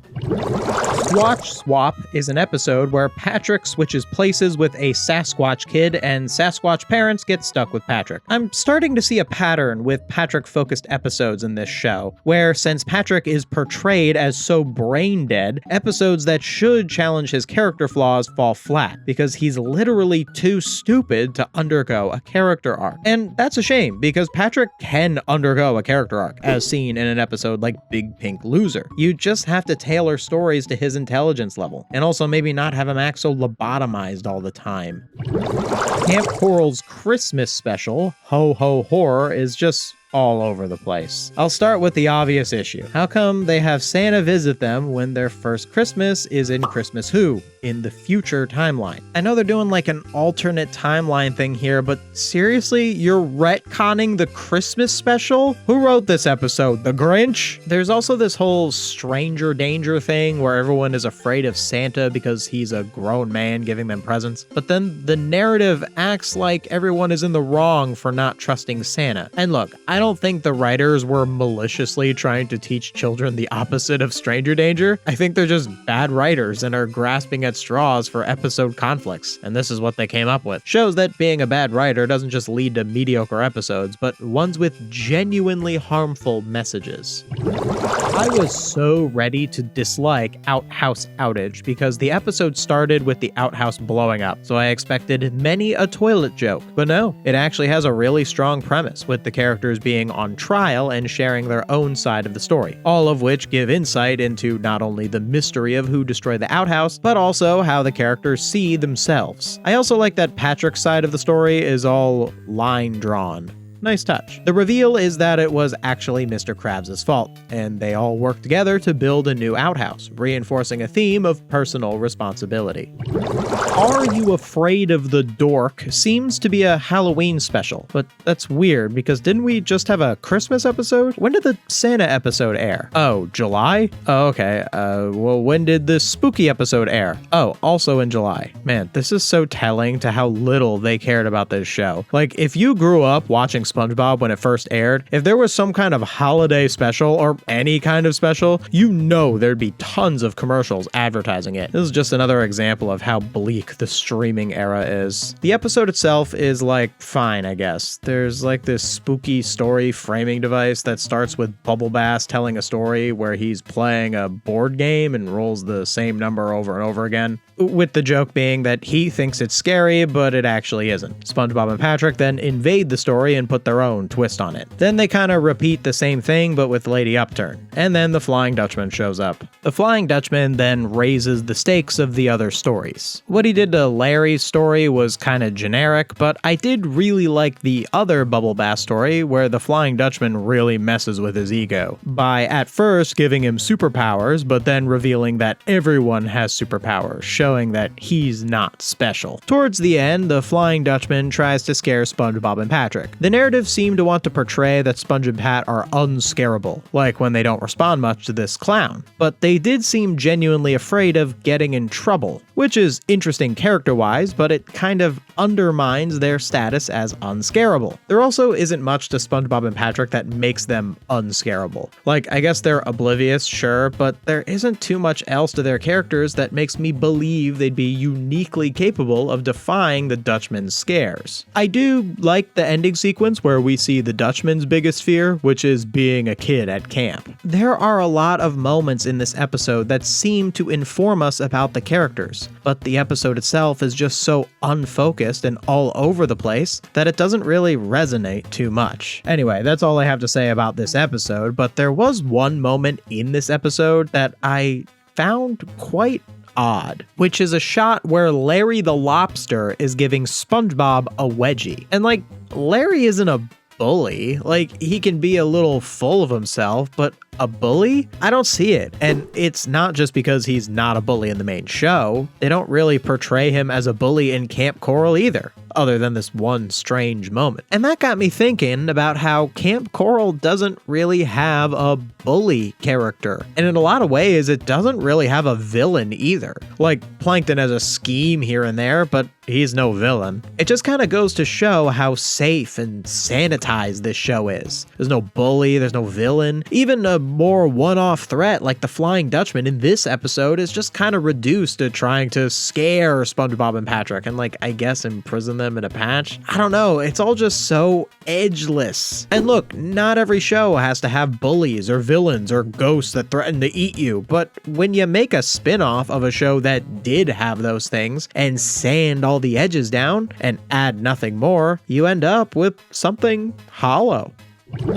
Help Not Wanted brings Patrick's dad into Kamp Koral for an episode, a crossover from both spin-offs. Highly requested by the fans, I'm sure. Patrick's dad is kind of a whatever character. I don't find him particularly offensive or anything. He's just kind of your run-of-the-mill doofy dad. However, something they do with Patrick's dad in this episode is constantly tell you how much everyone loves him. They also did this in SpongeBob and Patrick's timeline twist-up, where Cecil, that's Patrick's dad's name by the way, took SpongeBob's place in ripped pants, and then everyone was like, oh, Cecil, you're like the funniest guy ever. And like, okay, why don't you have the character do something that makes him this likable instead of just having other characters tell us he is? So yeah, this episode does basically that. Have everyone talk about how much they love Cecil and how he should replace Mr. Krabs as Camp Master without really showing us that's what it is about Cecil that makes him so uniquely fun. And like, I kinda see what they're going for. Cecil is more fun and creative compared to Krabs, but the situations provided don't convey that super strongly. There should have been a moment early on that shows Krabs as being lame, to contrast with Cecil later. And then after Cecil starts taking over, maybe he causes some trouble because he's not as cut out to run a camp as Krabs. But the writers wouldn't want to do that because Cecil needs to be the greatest dude in the universe for some reason. Also, there's a bunch of burp and fart jokes in this episode, and it's like, guys, this is why people don't like your show. Like, you're so desperate to be like, please like Cecil, please watch the Patrick Star Show. Isn't Cecil so great and amazing? And then we're like, okay, what do you have to offer? And you're like, a bunch of burps and farts, and all the other characters just insist this guy is the best. It's just so out of touch. And then Cecil leaves, not because of any challenge to his character, or major story moment, or a conclusion of a character arc, but because Patrick's mom shows up and is like, okay, time to revert to the status quo. And then no one learns anything, and the episode ends. The beginning of Camp Spirit revolves around SpongeBob, Patrick, and Sandy trying to make a sock dirty. So that's what we're dealing with here. Luckily, the episode is not all about that, and is actually about the trio becoming friends with a ghost girl. So there's a bunch of ghost bits, and then Mrs. Puff finds out and tries to catch the ghost. I think there's some theme about how ghosts belong in the afterlife, but it doesn't go much deeper with that. In the end, the ghost girl doesn't get trapped in the jar because apparently ghosts want people to think ghosts can get stuck in jars when they actually can't be. Then in the ending gag, she haunts Mr. Krabs. But like, I thought you wanted them to think you got caught. Whatever. This episode is just nonsense. There's no themes. So let's just move on. Kill Fu is an episode that revolves around Sandy beating everyone at karate and being overly proud of it. SpongeBob tries to beat Sandy by learning a hillbilly fighting style called Hill Fu, which, why is it a play on words of Kung Fu when Sandy does karate? Kung Fu and karate are from completely different cultures. You can't just use them interchangeably. I also think it's kind of lame they just take Kung Fu and kind of mesh it with hillbilly stuff and call it a day. It's just such a lazy concept. The episode would have been better off if Nobby taught him a fighting style actually distinct to his culture, but since he's just a hillbilly stereotype and not an honest portrayal of an actual rural culture, they didn't have anything to do, so we get Hill Fu. And it's kind of a shame that all that falls so flat, because beyond all that, the episode does contain some good lessons, like how one can use their brain to win a physical competition against someone stronger than them, and how SpongeBob and Sandy choose to share the badge and embrace the sport of the competition rather than get consumed by winning. In Sun's Out, Fun's Out, it's hot at Kamp Koral, and the audience has their time wasted with a bunch of gags about how hot it is. The story doesn't kick in until they find out Krabs has AC. They then pay Mr. Krabs to go in his air-conditioned cabin, and then we get a bunch of cold-related gags to waste our time instead of telling the story. Then a bunch of other kids pay to go into Krabs' cabin, and it gets too crowded, and then it blows up, and then they destroy the sun and end all life on Earth, and yes, that's actually the ending. Okay, great. They're all dead, so I don't have to cover this show anymore? No? There's still more episodes? Ugh. First and Last Aid is an episode with a good message about personal health and safety. Considering this show was pretty bad with swimming safety and stranger danger, it's nice to see an episode handled a little bit more responsibly. When SpongeBob keeps getting hurt, Mr. Krabs keeps telling him to walk it off, which immediately establishes a character flaw, and teaches kids that when an adult says to walk it off, they're wrong. This episode introduces us to this Eastern European nurse character who takes her job really seriously and represents the opposite extreme in regards to safety. And SpongeBob teaches her to have a little bit of fun. I also like the ending where Krabs gets all beaten up and the nurse tells him to walk it off, reinforcing him as having the wrong perspective. Night of the Living Stench is a gross out episode. It has a good message about the importance of hygiene, but it's completely undermined by being disgusting. Camp Crossbones begins with SpongeBob, Patrick, and Sandy making everyone angry by acting like pirates, so Krabs bans them from acting like pirates at camp. I like that there's a flashback that informs us that Mr. Krabs has a personal trauma related to pirates, because it adds some nuance to the story by showing that sometimes adults make rules because of their own personal biases rather than an objective reason. The trio then discover a loophole that as long as they stay in the cabin, they're technically not on the camp ground and can still be pirates. While the episode does have some solid moments and a lot of childlike whimsy and imagination, a lot of this episode relies on SpongeBob, Patrick, and Sandy just kind of wreaking havoc. And that doesn't really earn its ending twist where it turns out they were stealing badges not because they were pirates, but because they wanted the badge cleaning badge. I don't know. I think they should have just leaned into them acting like pirates and having their actions be wrong, so they could have a lesson about how even if you're playing make-believe, your actions still have consequences. This sanitized misunderstanding ending doesn't really succeed at getting that across.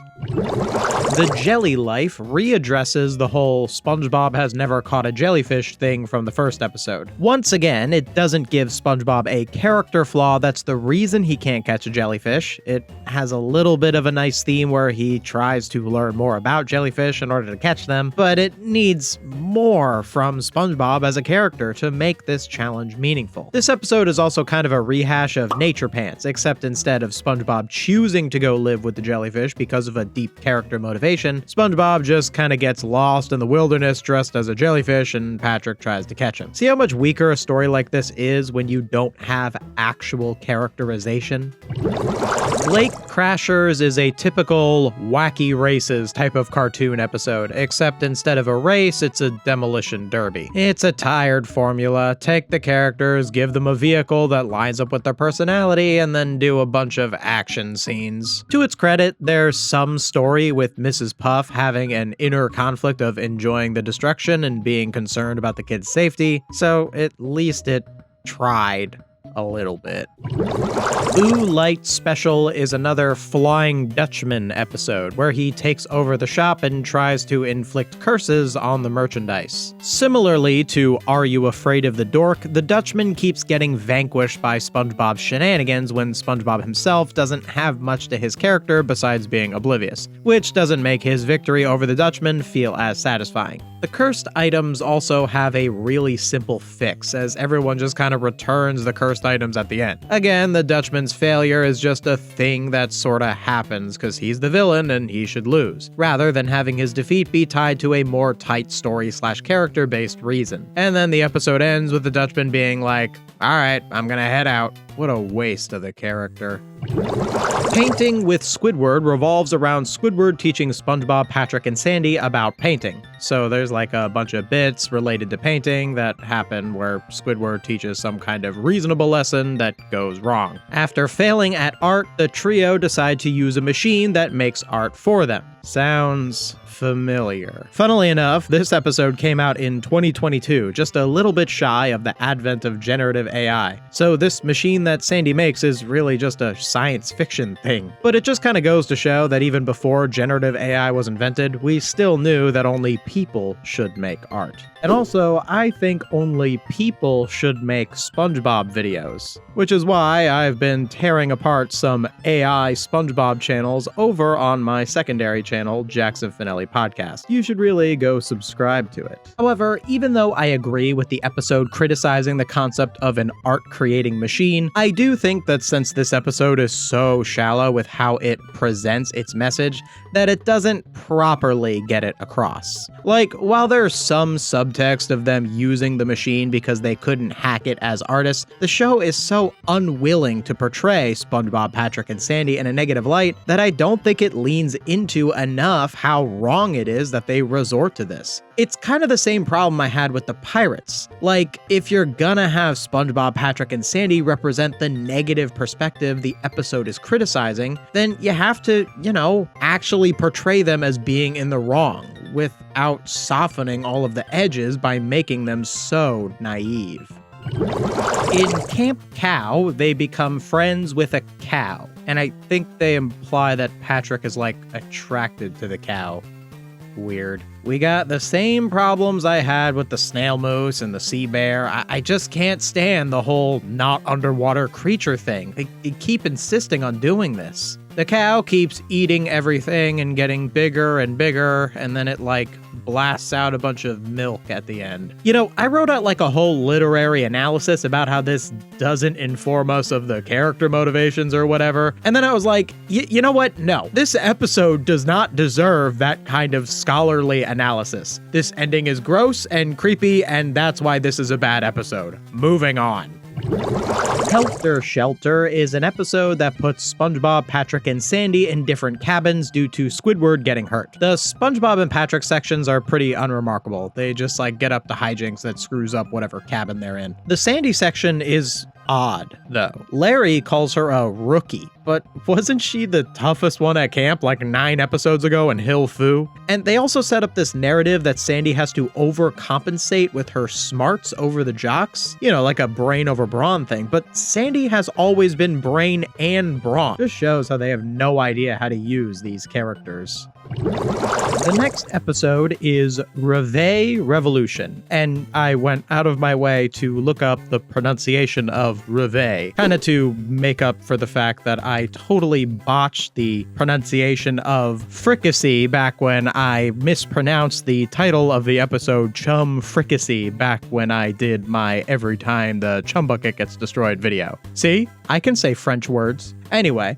Reveille Revolution revolves around Squidward getting replaced as the morning trumpeter by an anchovy. You know, like how summer camps go da-da-da-da-da-da every morning. Yeah, Squidward does that with his clarinet. It's actually the very beginning of the first episode. I just didn't mention it because it wasn't really relevant to the plot of the first episode, but it's relevant to the plot of this episode, so I'm bringing it up. The episode could have engaged with why Squidward wasn't a good enough musician and examined the character flaws that caused him to end up getting replaced. But beyond one line where Squidward states that it's important to practice your craft, it doesn't really do that. It's just your typical mean-spirited Squidward sucks cause he's Squidward kind of episode. At the end of the episode, the anchovy just starts playing smooth jazz and no one wakes up, so Krabs fires him and Squidward gets his job back. Status quo restored. Oh yeah, I can't imagine this show without Squidward doing the thing every morning. Yeah, really couldn't shake up that part of the lore. Also, I literally had to rewind this episode after it ended because I thought I missed a scene where Squidward convinced the anchovy to play jazz to sabotage him, but no, they just straight up play jazz for no reason. They just kind of do it so the episode can end. The switch glitch revolves around Patrick and Karen switching bodies. This episode is framed as a title zone episode. Now, I haven't seen every title zone SpongeBob episode, but usually they just amount to mediocre science fiction plot that they act like is a bigger deal by calling it the title zone, which doesn't understand the thing that it is referencing, the Twilight Zone, which, yes, had science fiction elements, but also told stories with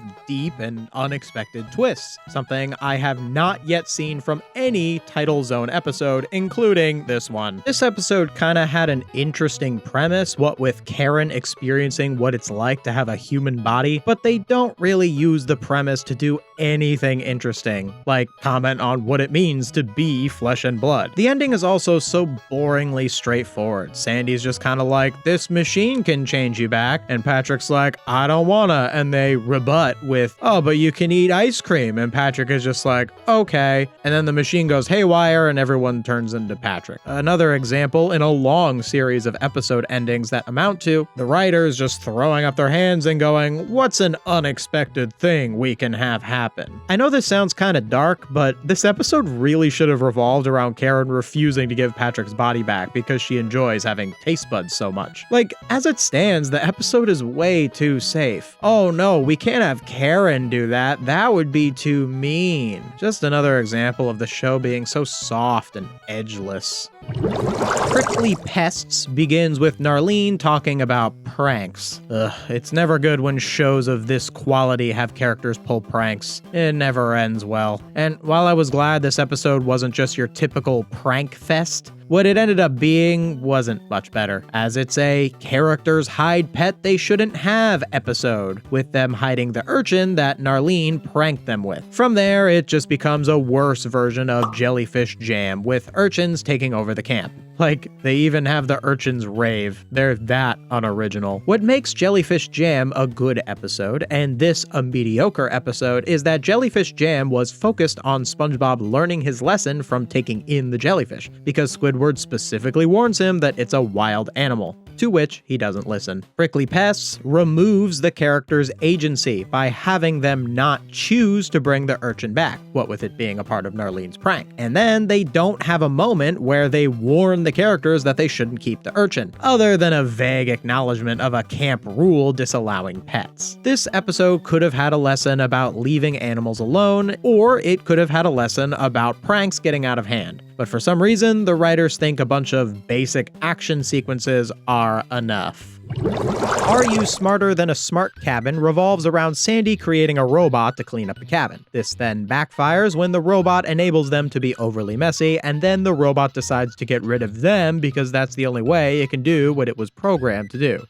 Between this and that art-focused episode from earlier, the writers seem to be really in tune with potential AI-related issues. So I guess I can give them a little bit of credit of having some integrity there. There also was this kind of funny moment where when Sandy shuts down the robot, she sings the Goofy Goober song, referencing the first movie. I mean, she did say earlier in the episode that the robot was sentient, so her shutting it down is actually pretty sad. This show is usually pretty sanitized, so I'm actually pleased that they didn't shy away from the moral issues of this moment and actually leaned into it being a difficult decision from Sandy. It's kind of like a kid's show version of the paperclip thought experiment, where if you programmed an AI to create as many paperclips as possible, it would eventually end all life on Earth and destroy all matter in the universe just to turn it into paperclips without ever understanding even what a paperclip is.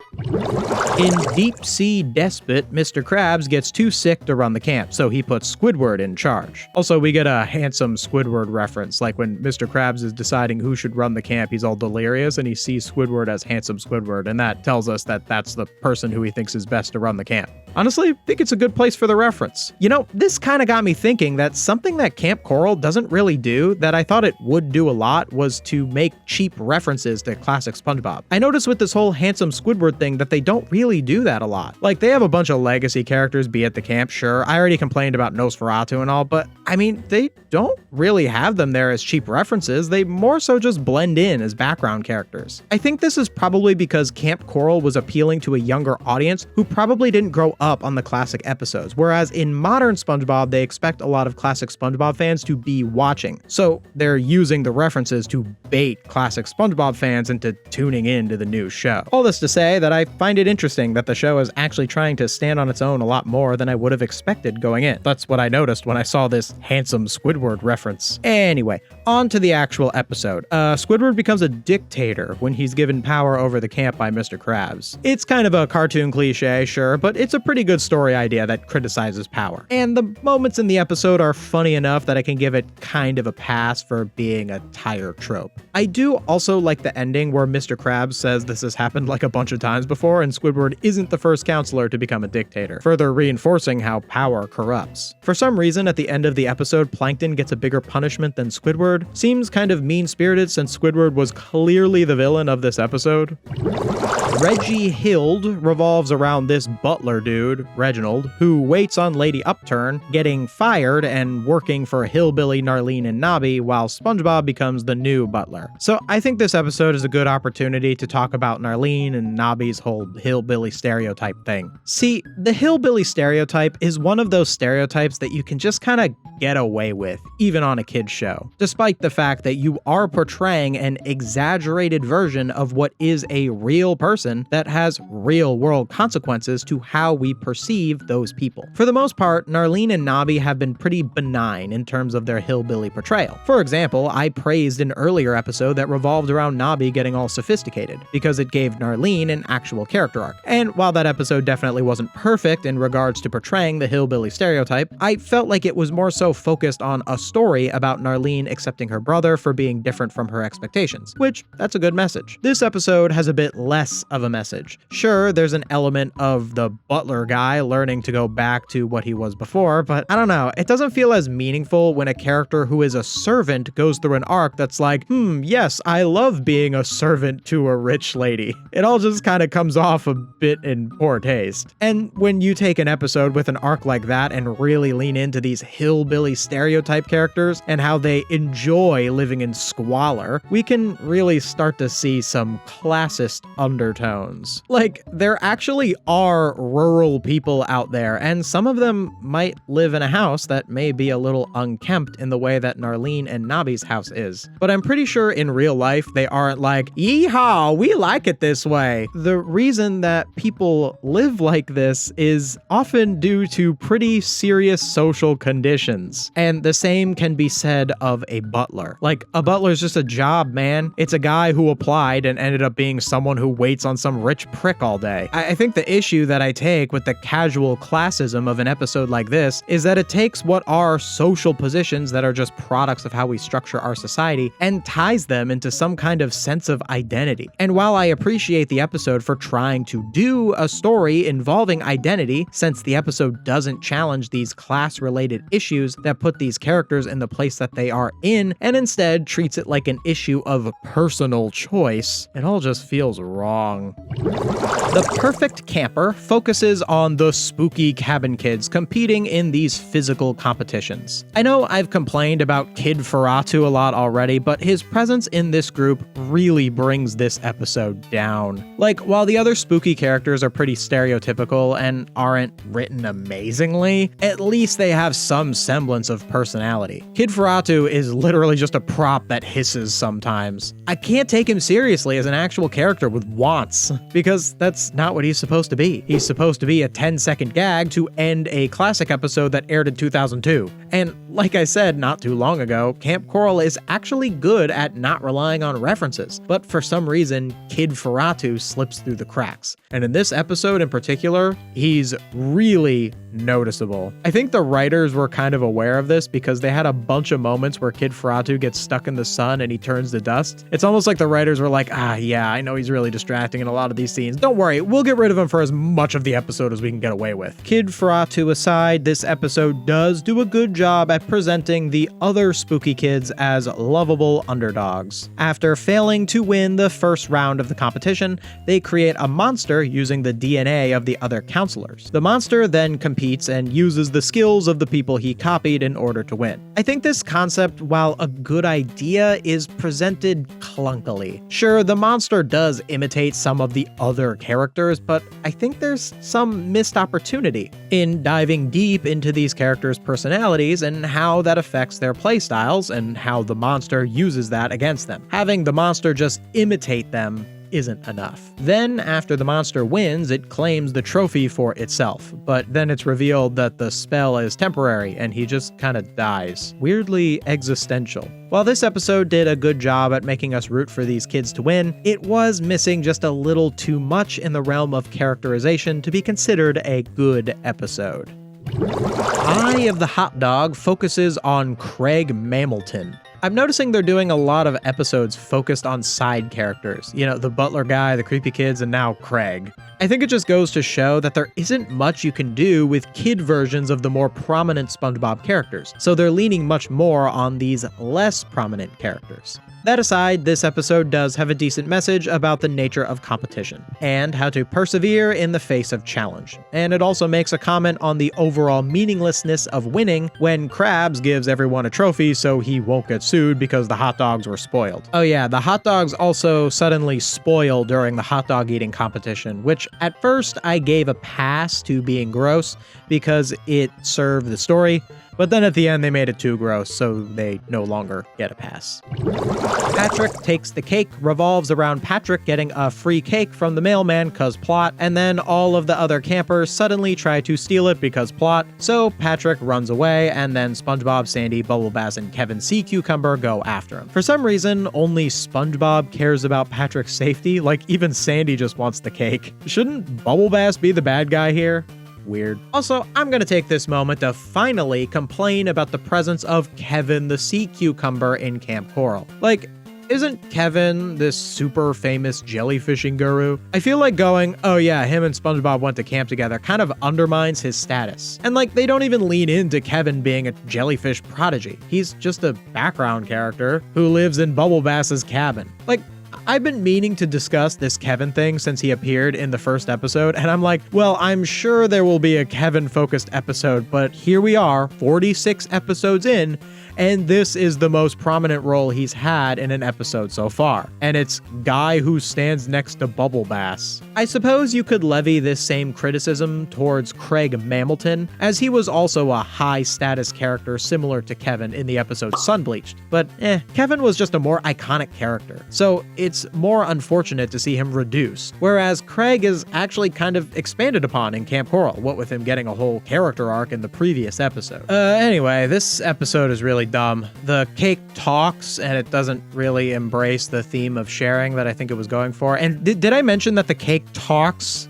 Yeah, I found that really dumb. Do I need to explain in like a literary sense why the cake talking is dumb? No? We all get it? Cool.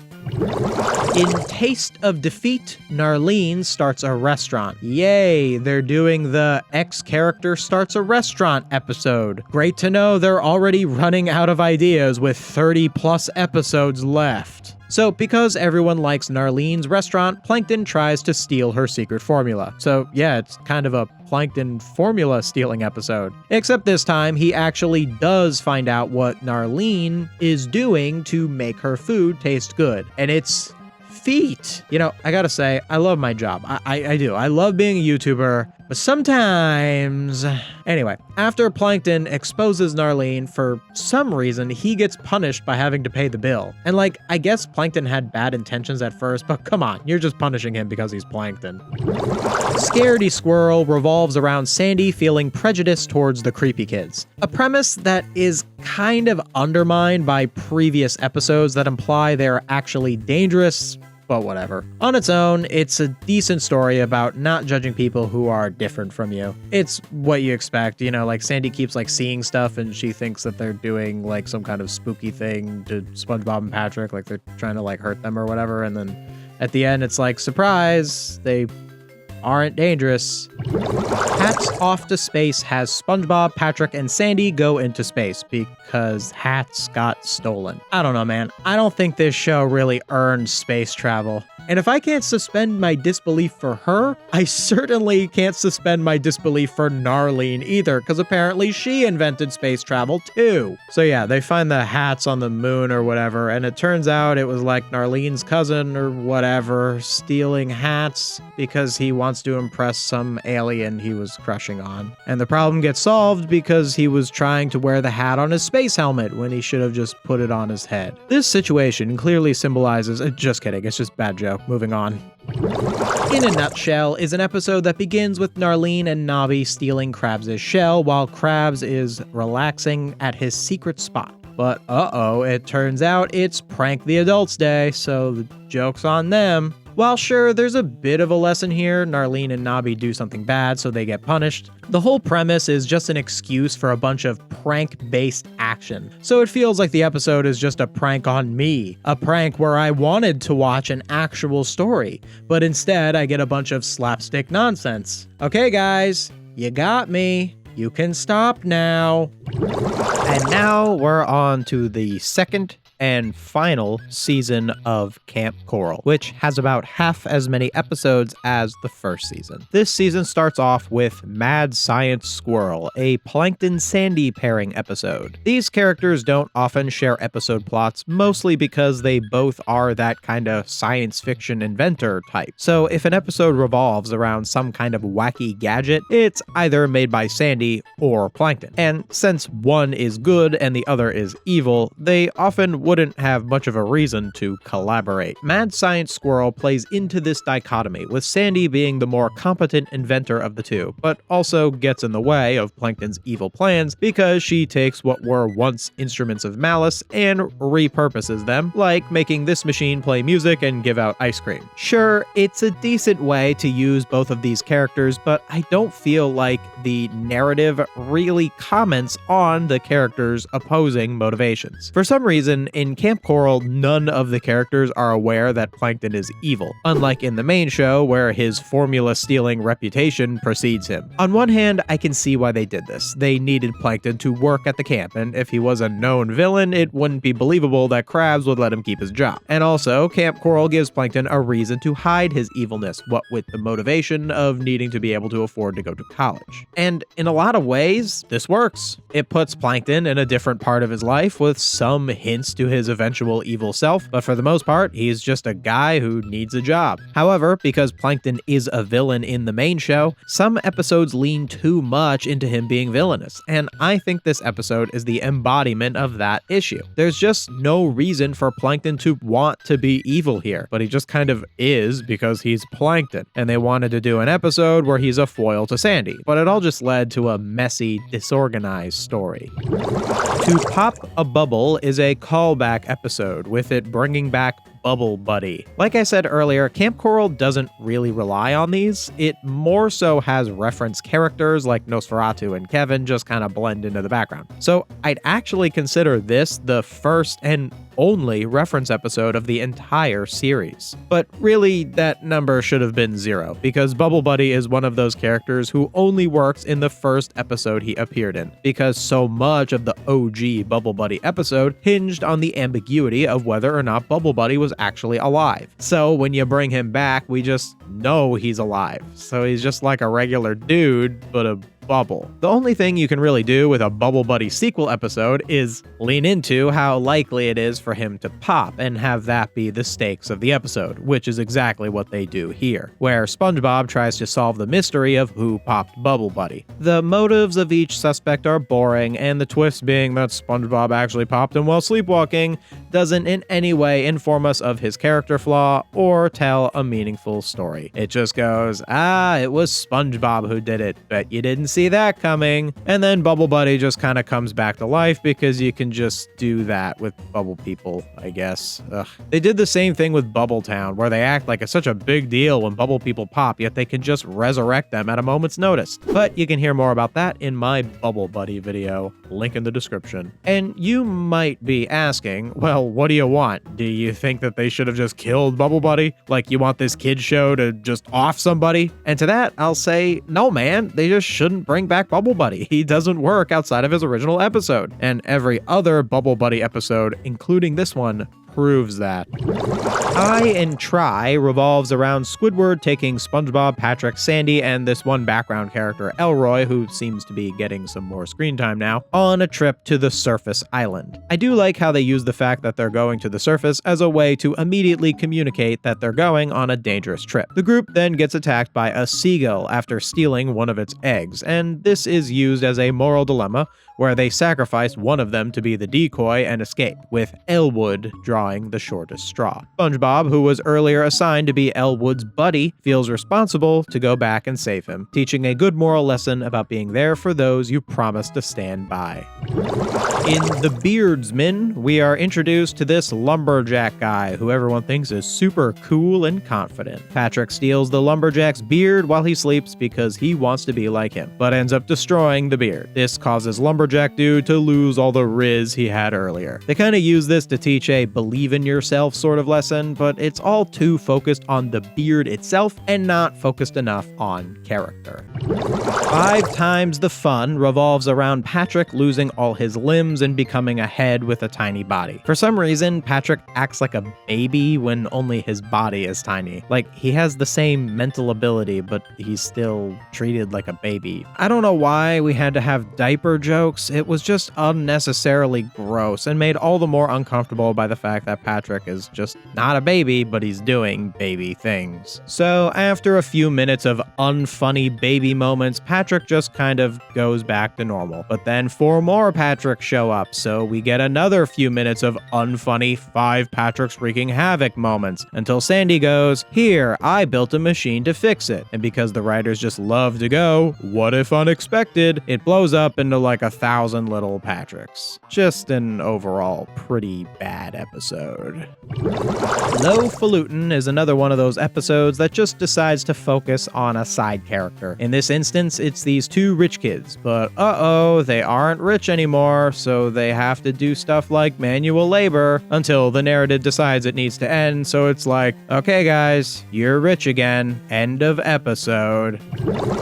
Nut Madness begins with Sandy turning into a monster because she sees the goofy goober guy in a peanut outfit. The problem with this whole Sandy can't control herself and turns into a monster thing is that it robs her of having any agency over her actions. So even though she's the focus of the story, since the conflict is just instinct she can't control takes over, there's no character flaw she can meaningfully overcome, which leads to a narrative where a bunch of things happen with no actual story. Oh yeah, they also randomly find the devil, which would have been funny if it were used in an actual story, rather than just being a random thing that happens. Anyway, after SpongeBob makes himself a peanut shape, she starts going after everyone, which doesn't make sense within the logic the show has laid out. And then once she comes to, she's like, "Oh no, what have I done?" But there's really not much more that can be said besides that, because she didn't actively choose to do this. So there's no arc for her to undergo. And then she just immediately is like, "Oh, I buried everyone right under me," and then everything is fine.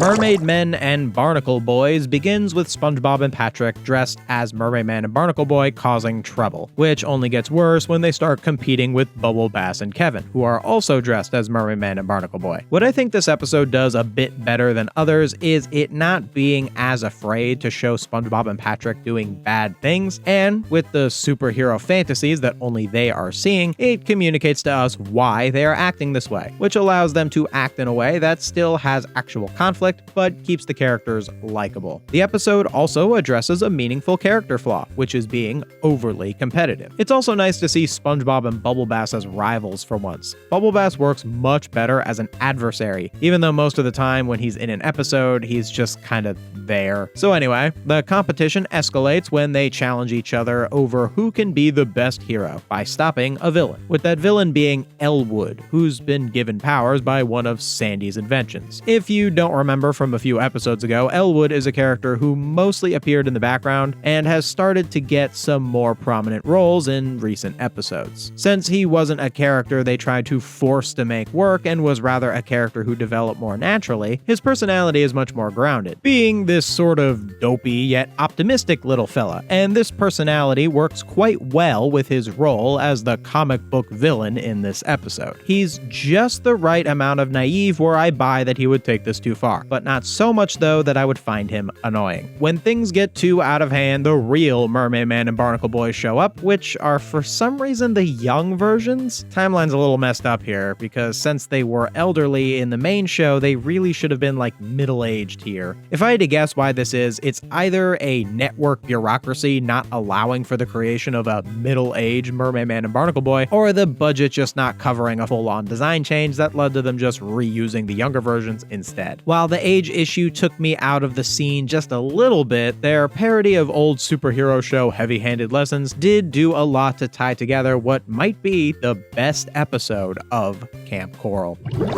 A Tale of Two Roxys is yet another episode to focus on a side character, this time being Roxy the anglerfish, with the conflict being that little Roxy, the lure attached to big Roxy, is getting fed up with being stuck to her sister all the time. It's your typical "I'm so sick of my sibling" kind of cartoon episode, and uses the whole anglerfish stuck together thing as a way of communicating their closeness. It's not a bad story, and certainly does have a lesson, but since it's such a simple story story, I did notice that this episode has a lot of padding when it comes to communicating simple information. Like, they can establish that these characters are at odds personality-wise with like one bit, but instead they have multiple moments that all communicate the same thing. And some of those bits are lowbrow burp and toilet jokes. It's like, we don't need all of this, we get it. I also think the episode was lacking a substantial reason why these two should be stuck together, other than it's the status quo. What is it about the lives of these two characters that makes them being stuck together so much better than the alternative? Well, the show doesn't really tell us. The closest it gets to showing us why these two should stick together is that small Roxy's size makes life difficult for her. Now, at first, I was gonna point out that she's basically the same height as Plankton, so her size actually wouldn't be that big of a problem in this world, but I don't think that criticism is fair. I mean, Plankton isn't even in this episode, which helps me not think about this contradiction and accept that her size is in fact an issue. What I do take issue with, though, is that her size is the only issue. Meaningful stories are always more so about emotional motivations, and if there's ever a physical motivation, like for example, little Roxy being too small to live on her own, that physical motivation should represent an emotional motivation. And sure, this episode kinda does that with their sisterly relationship, but I just feel that if they spent a little less time on burp jokes and more time on characterization, the story would have been better off for it. In Night Owls, SpongeBob, Patrick, and Sandy try to stay up all night because of some flimsy reason that they're feeling bored or whatever. And then there's like some drug trip nonsense, and then it's revealed that they fell asleep by a tree. I don't have much to say about this episode. Why should I care? The writers clearly didn't. Calling some monsters revolves around SpongeBob and Patrick taking those candies that turn them into monsters from that other episode so they can hang out with the monsters. They then find out that monsters don't act monster-like and convince them to be more monstrous, so they start wreaking havoc. Perhaps there's a lesson here about not giving in to the worst parts of your nature, but it seems more like just an excuse for monster-related action sequences.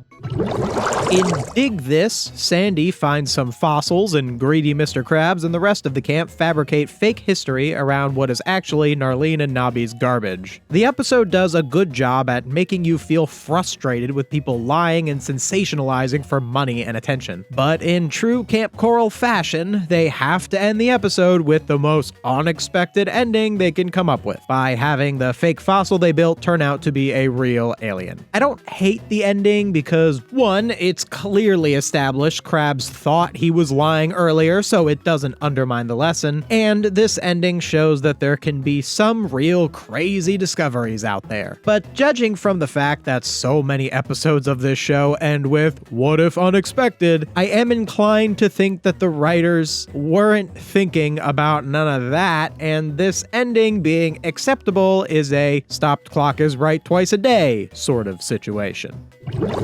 Unbreaking and de-entering revolves around SpongeBob and Patrick attempting to return a bunch of stolen items after realizing that when they ask Gary to bring them something, he steals it. This episode has some good qualities. It teaches that stealing is wrong. It shows you how hard it can be to right a wrong, and puts SpongeBob and Patrick in a situation where they have to work together in order to avoid getting in trouble. And beyond all of that, this is actually the funniest episode of the show. I mean, it's Kamp Koral, so it ain't a ride or whatever, but as far as amount of laughs in the episode, this one wins.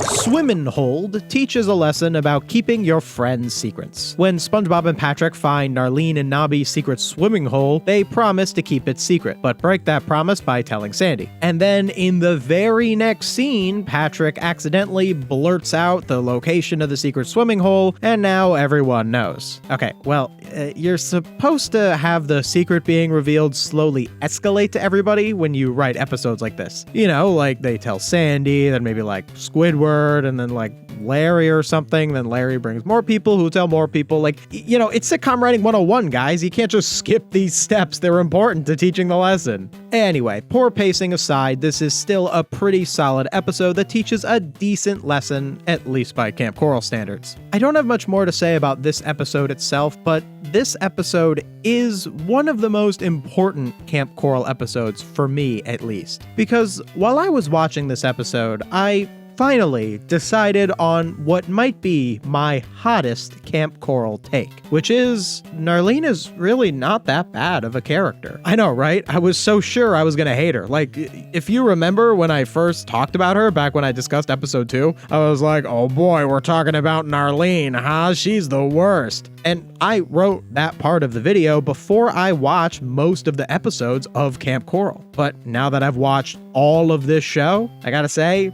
she's not that bad. I think Narlene's sordid reputation comes more so from her appearances in the main show. Because in her main show episodes, not only do they really lean on the hillbilly stereotype, but when she shows up in the main show, we know it's because the main show is trying to get us to watch Kamp Koral. And I think that's really the reason the character is hated, because she's the living embodiment of Kamp Koral, the show. But Kamp Koral's problems are so much bigger than Narlene. The biggest problem with Narlene is that she's too much of a hillbilly caricature. And that's bad, sure, but Kamp Koral as a whole represents such a fundamental rejection of the very writing strategies that made classic SpongeBob so good in the first place. Like, think about it. If Kamp Koral were written well, if it didn't reduce its characters to caricatures, if it actually respected its underwater setting, if it told actual stories instead of over-relying on action and slapstick, Narlene, as a character, would have thrived. And it would have allowed the SpongeBob franchise to meaningfully expand rather than regress into the same tired and lazy cartoon tropes.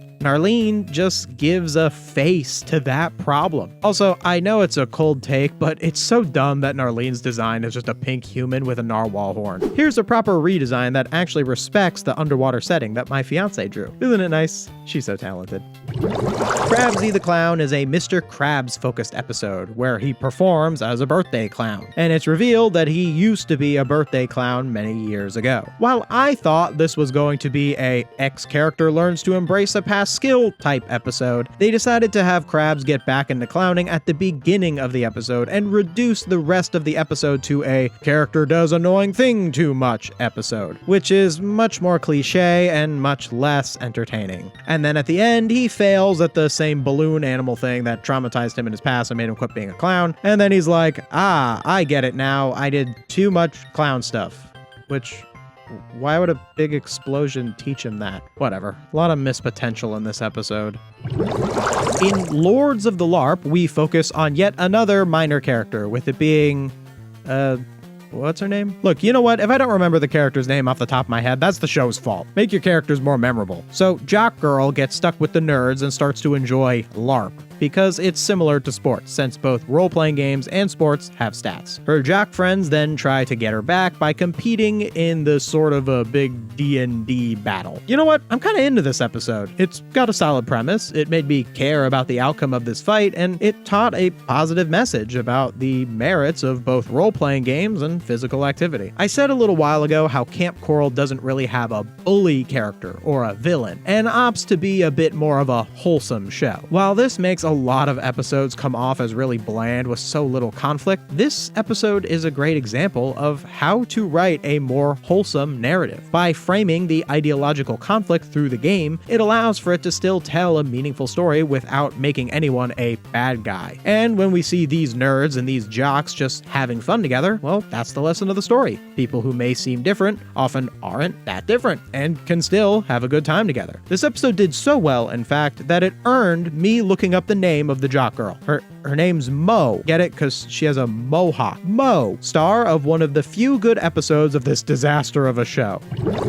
In Mascot Mayhem, SpongeBob and Patrick compete to be the camp mascot, which is a sea bear, because the writers don't care about this being in an underwater setting. It starts with a pretty typical audition montage where we see a bunch of side characters do bad auditions. Yeah, you killed 2 minutes. Now on to the actual story, where SpongeBob gets selected to be the mascot instead of Patrick. While the show does lean into some conflict between them, I feel like this show is just so allergic to real conflict that it makes the whole thing a mess. Like, right after SpongeBob gets picked to be the mascot, Patrick is all pouty. He even smacks away SpongeBob's handshake, even though there were a bunch of lines before where they were like, "Oh, may the better man win." And this is relatable. A lot of kids can act like this. But after what should have been the establishment of Patrick's character flaw, the writers feel the need to soften the blow, with SpongeBob being like, "We're still going to lunch together, right?" And Patrick's like, "Yeah," and it just seems like everything's fine. Like, seriously? You can't let Patrick be mad for even 10 seconds? You need to completely undermine what should have been Patrick's central character flaw because why? You think kids are gonna cry if Patrick gets mad at SpongeBob? Okay, good. Make the kids cry. Then at the end of the episode, when they become friends again, they'll absorb the episode's lesson of not letting competition get in the way of friendship. But they can't even do that even if they wanted to, because this episode's lesson isn't even that. Patrick shows up in a custom-made costume, challenges SpongeBob, and then wins, teaching the lesson that if you don't get chosen for a certain role, you should make a big scene about it during their performance. Then you'll get what you want. Don't do this. This is the problem with not understanding how stories like this are supposed to work. A kid not being chosen when they compete against their friend is something that will happen to most children. That premise is relatable, but then the writers take that premise and devolve the episode into cheap action and toilet jokes because they are unwilling or unable to actually engage with what should be a basic childhood lesson. Hut Up or Shut Up is a two characters compete at X sporting event type of episode, with Squidward and Mr. Krabs competing at minigolf. Credit where credit is due, they do set up each opposing character to have their own brand of pride, with Krabs bragging about his Navy golf accomplishments and Squidward bragging about his country club accomplishments. On top of this, the wager adds an extra layer of stakes, where if Squidward loses, he has to dig a new outhouse, and if Krabs loses, he has to be in charge of the dinghy cabin for a whole week. By the way, dinghy cabin is the name of SpongeBob's cabin. Funny how this is the first time I'm pointing that out. Between the two possible outcomes, Krabs' really isn't that bad. Like, I get what they're going for, and this show always insists that SpongeBob, Patrick, and Sandy are so destructive, but come on, Krabs' whole job in this show is dealing with kids. I just don't buy it. So from there, we get a lot of different action sequences, with them doing wacky mini-golf stuff. This takes up a majority of the episode. While I appreciate it actually having a story, I do feel like the ratio is off, with even episodes that actually have stories relying a lot on action. Then at the end, they tie, so they both have to watch over the dinghy cabin, and they play up SpongeBob, Patrick, and Sandy being obnoxious to show it's a punishment. But like, they're just throwing water balloons. Pretty normal kid stuff if you ask me.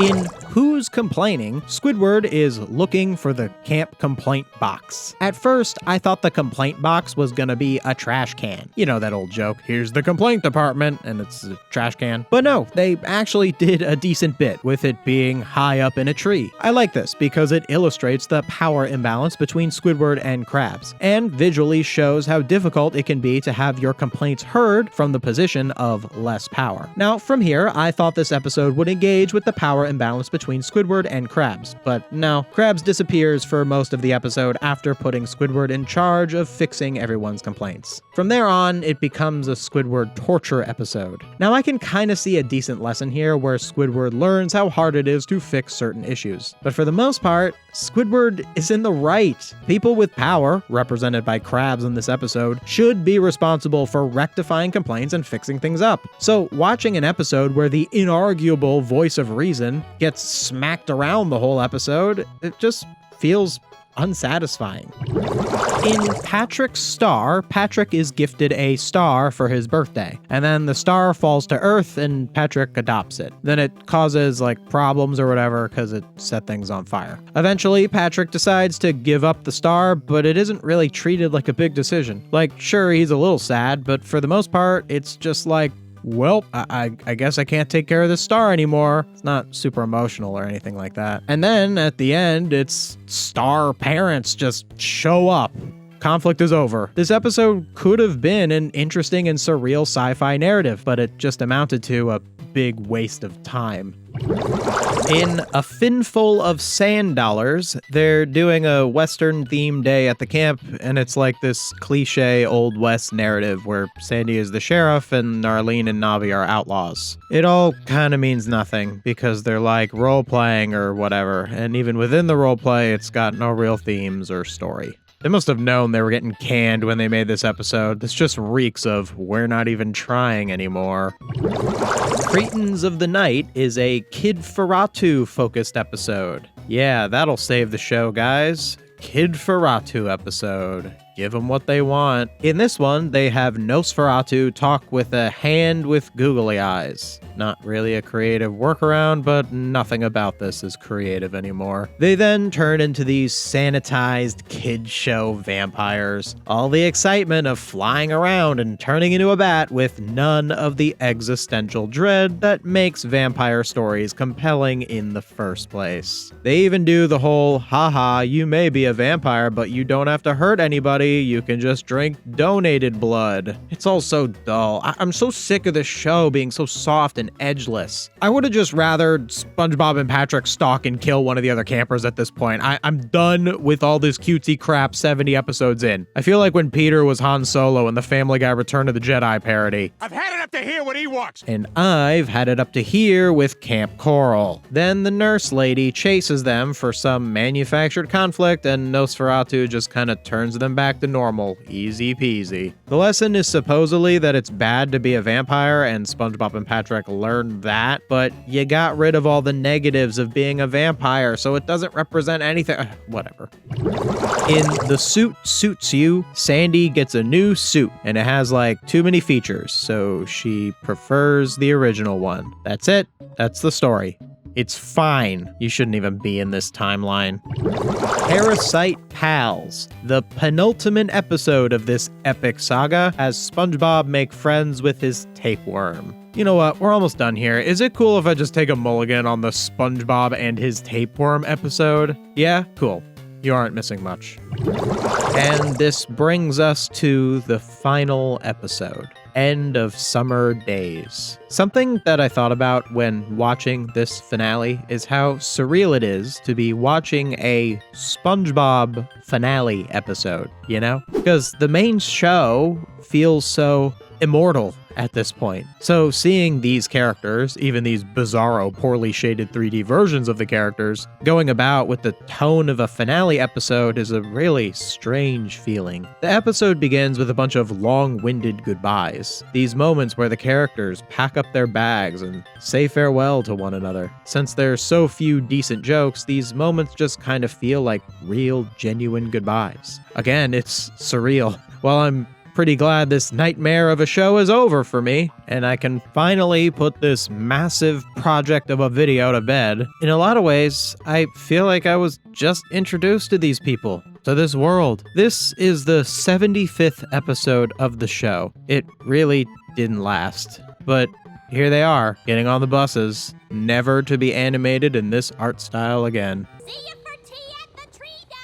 I don't even care anymore. The buses leave only a few minutes into the double-length finale, which leaves SpongeBob and Patrick alone in an empty Kamp Koral. Again, this just brings up a lot of strange feelings for me. One of the biggest issues with Kamp Koral is that all these different characters, who usually populate a larger setting, are all crammed in this one location. And here, in the finale, it's finally empty. Well, this is what I wanted, I guess. SpongeBob stayed behind in order to try and catch a jellyfish, which was the conflict of the first episode, and only one episode in between. I'm pretty sure this never caught a jellyfish thing was only brought up in just these 3 episodes. I was expecting it to come up more often. You know, I thought it would be like kind of the boating school of this show. SpongeBob then catches his first jellyfish after they encounter some criminals and Pat needs rescuing. SpongeBob succeeds at catching a jellyfish because he empties his mind. Was that supposed to be his character flaw? Overthinking? Or did they just add that in the last minute to make it seem more like he earned it? Probably the latter. Then Krabs comes back to get them, and it's time to go home.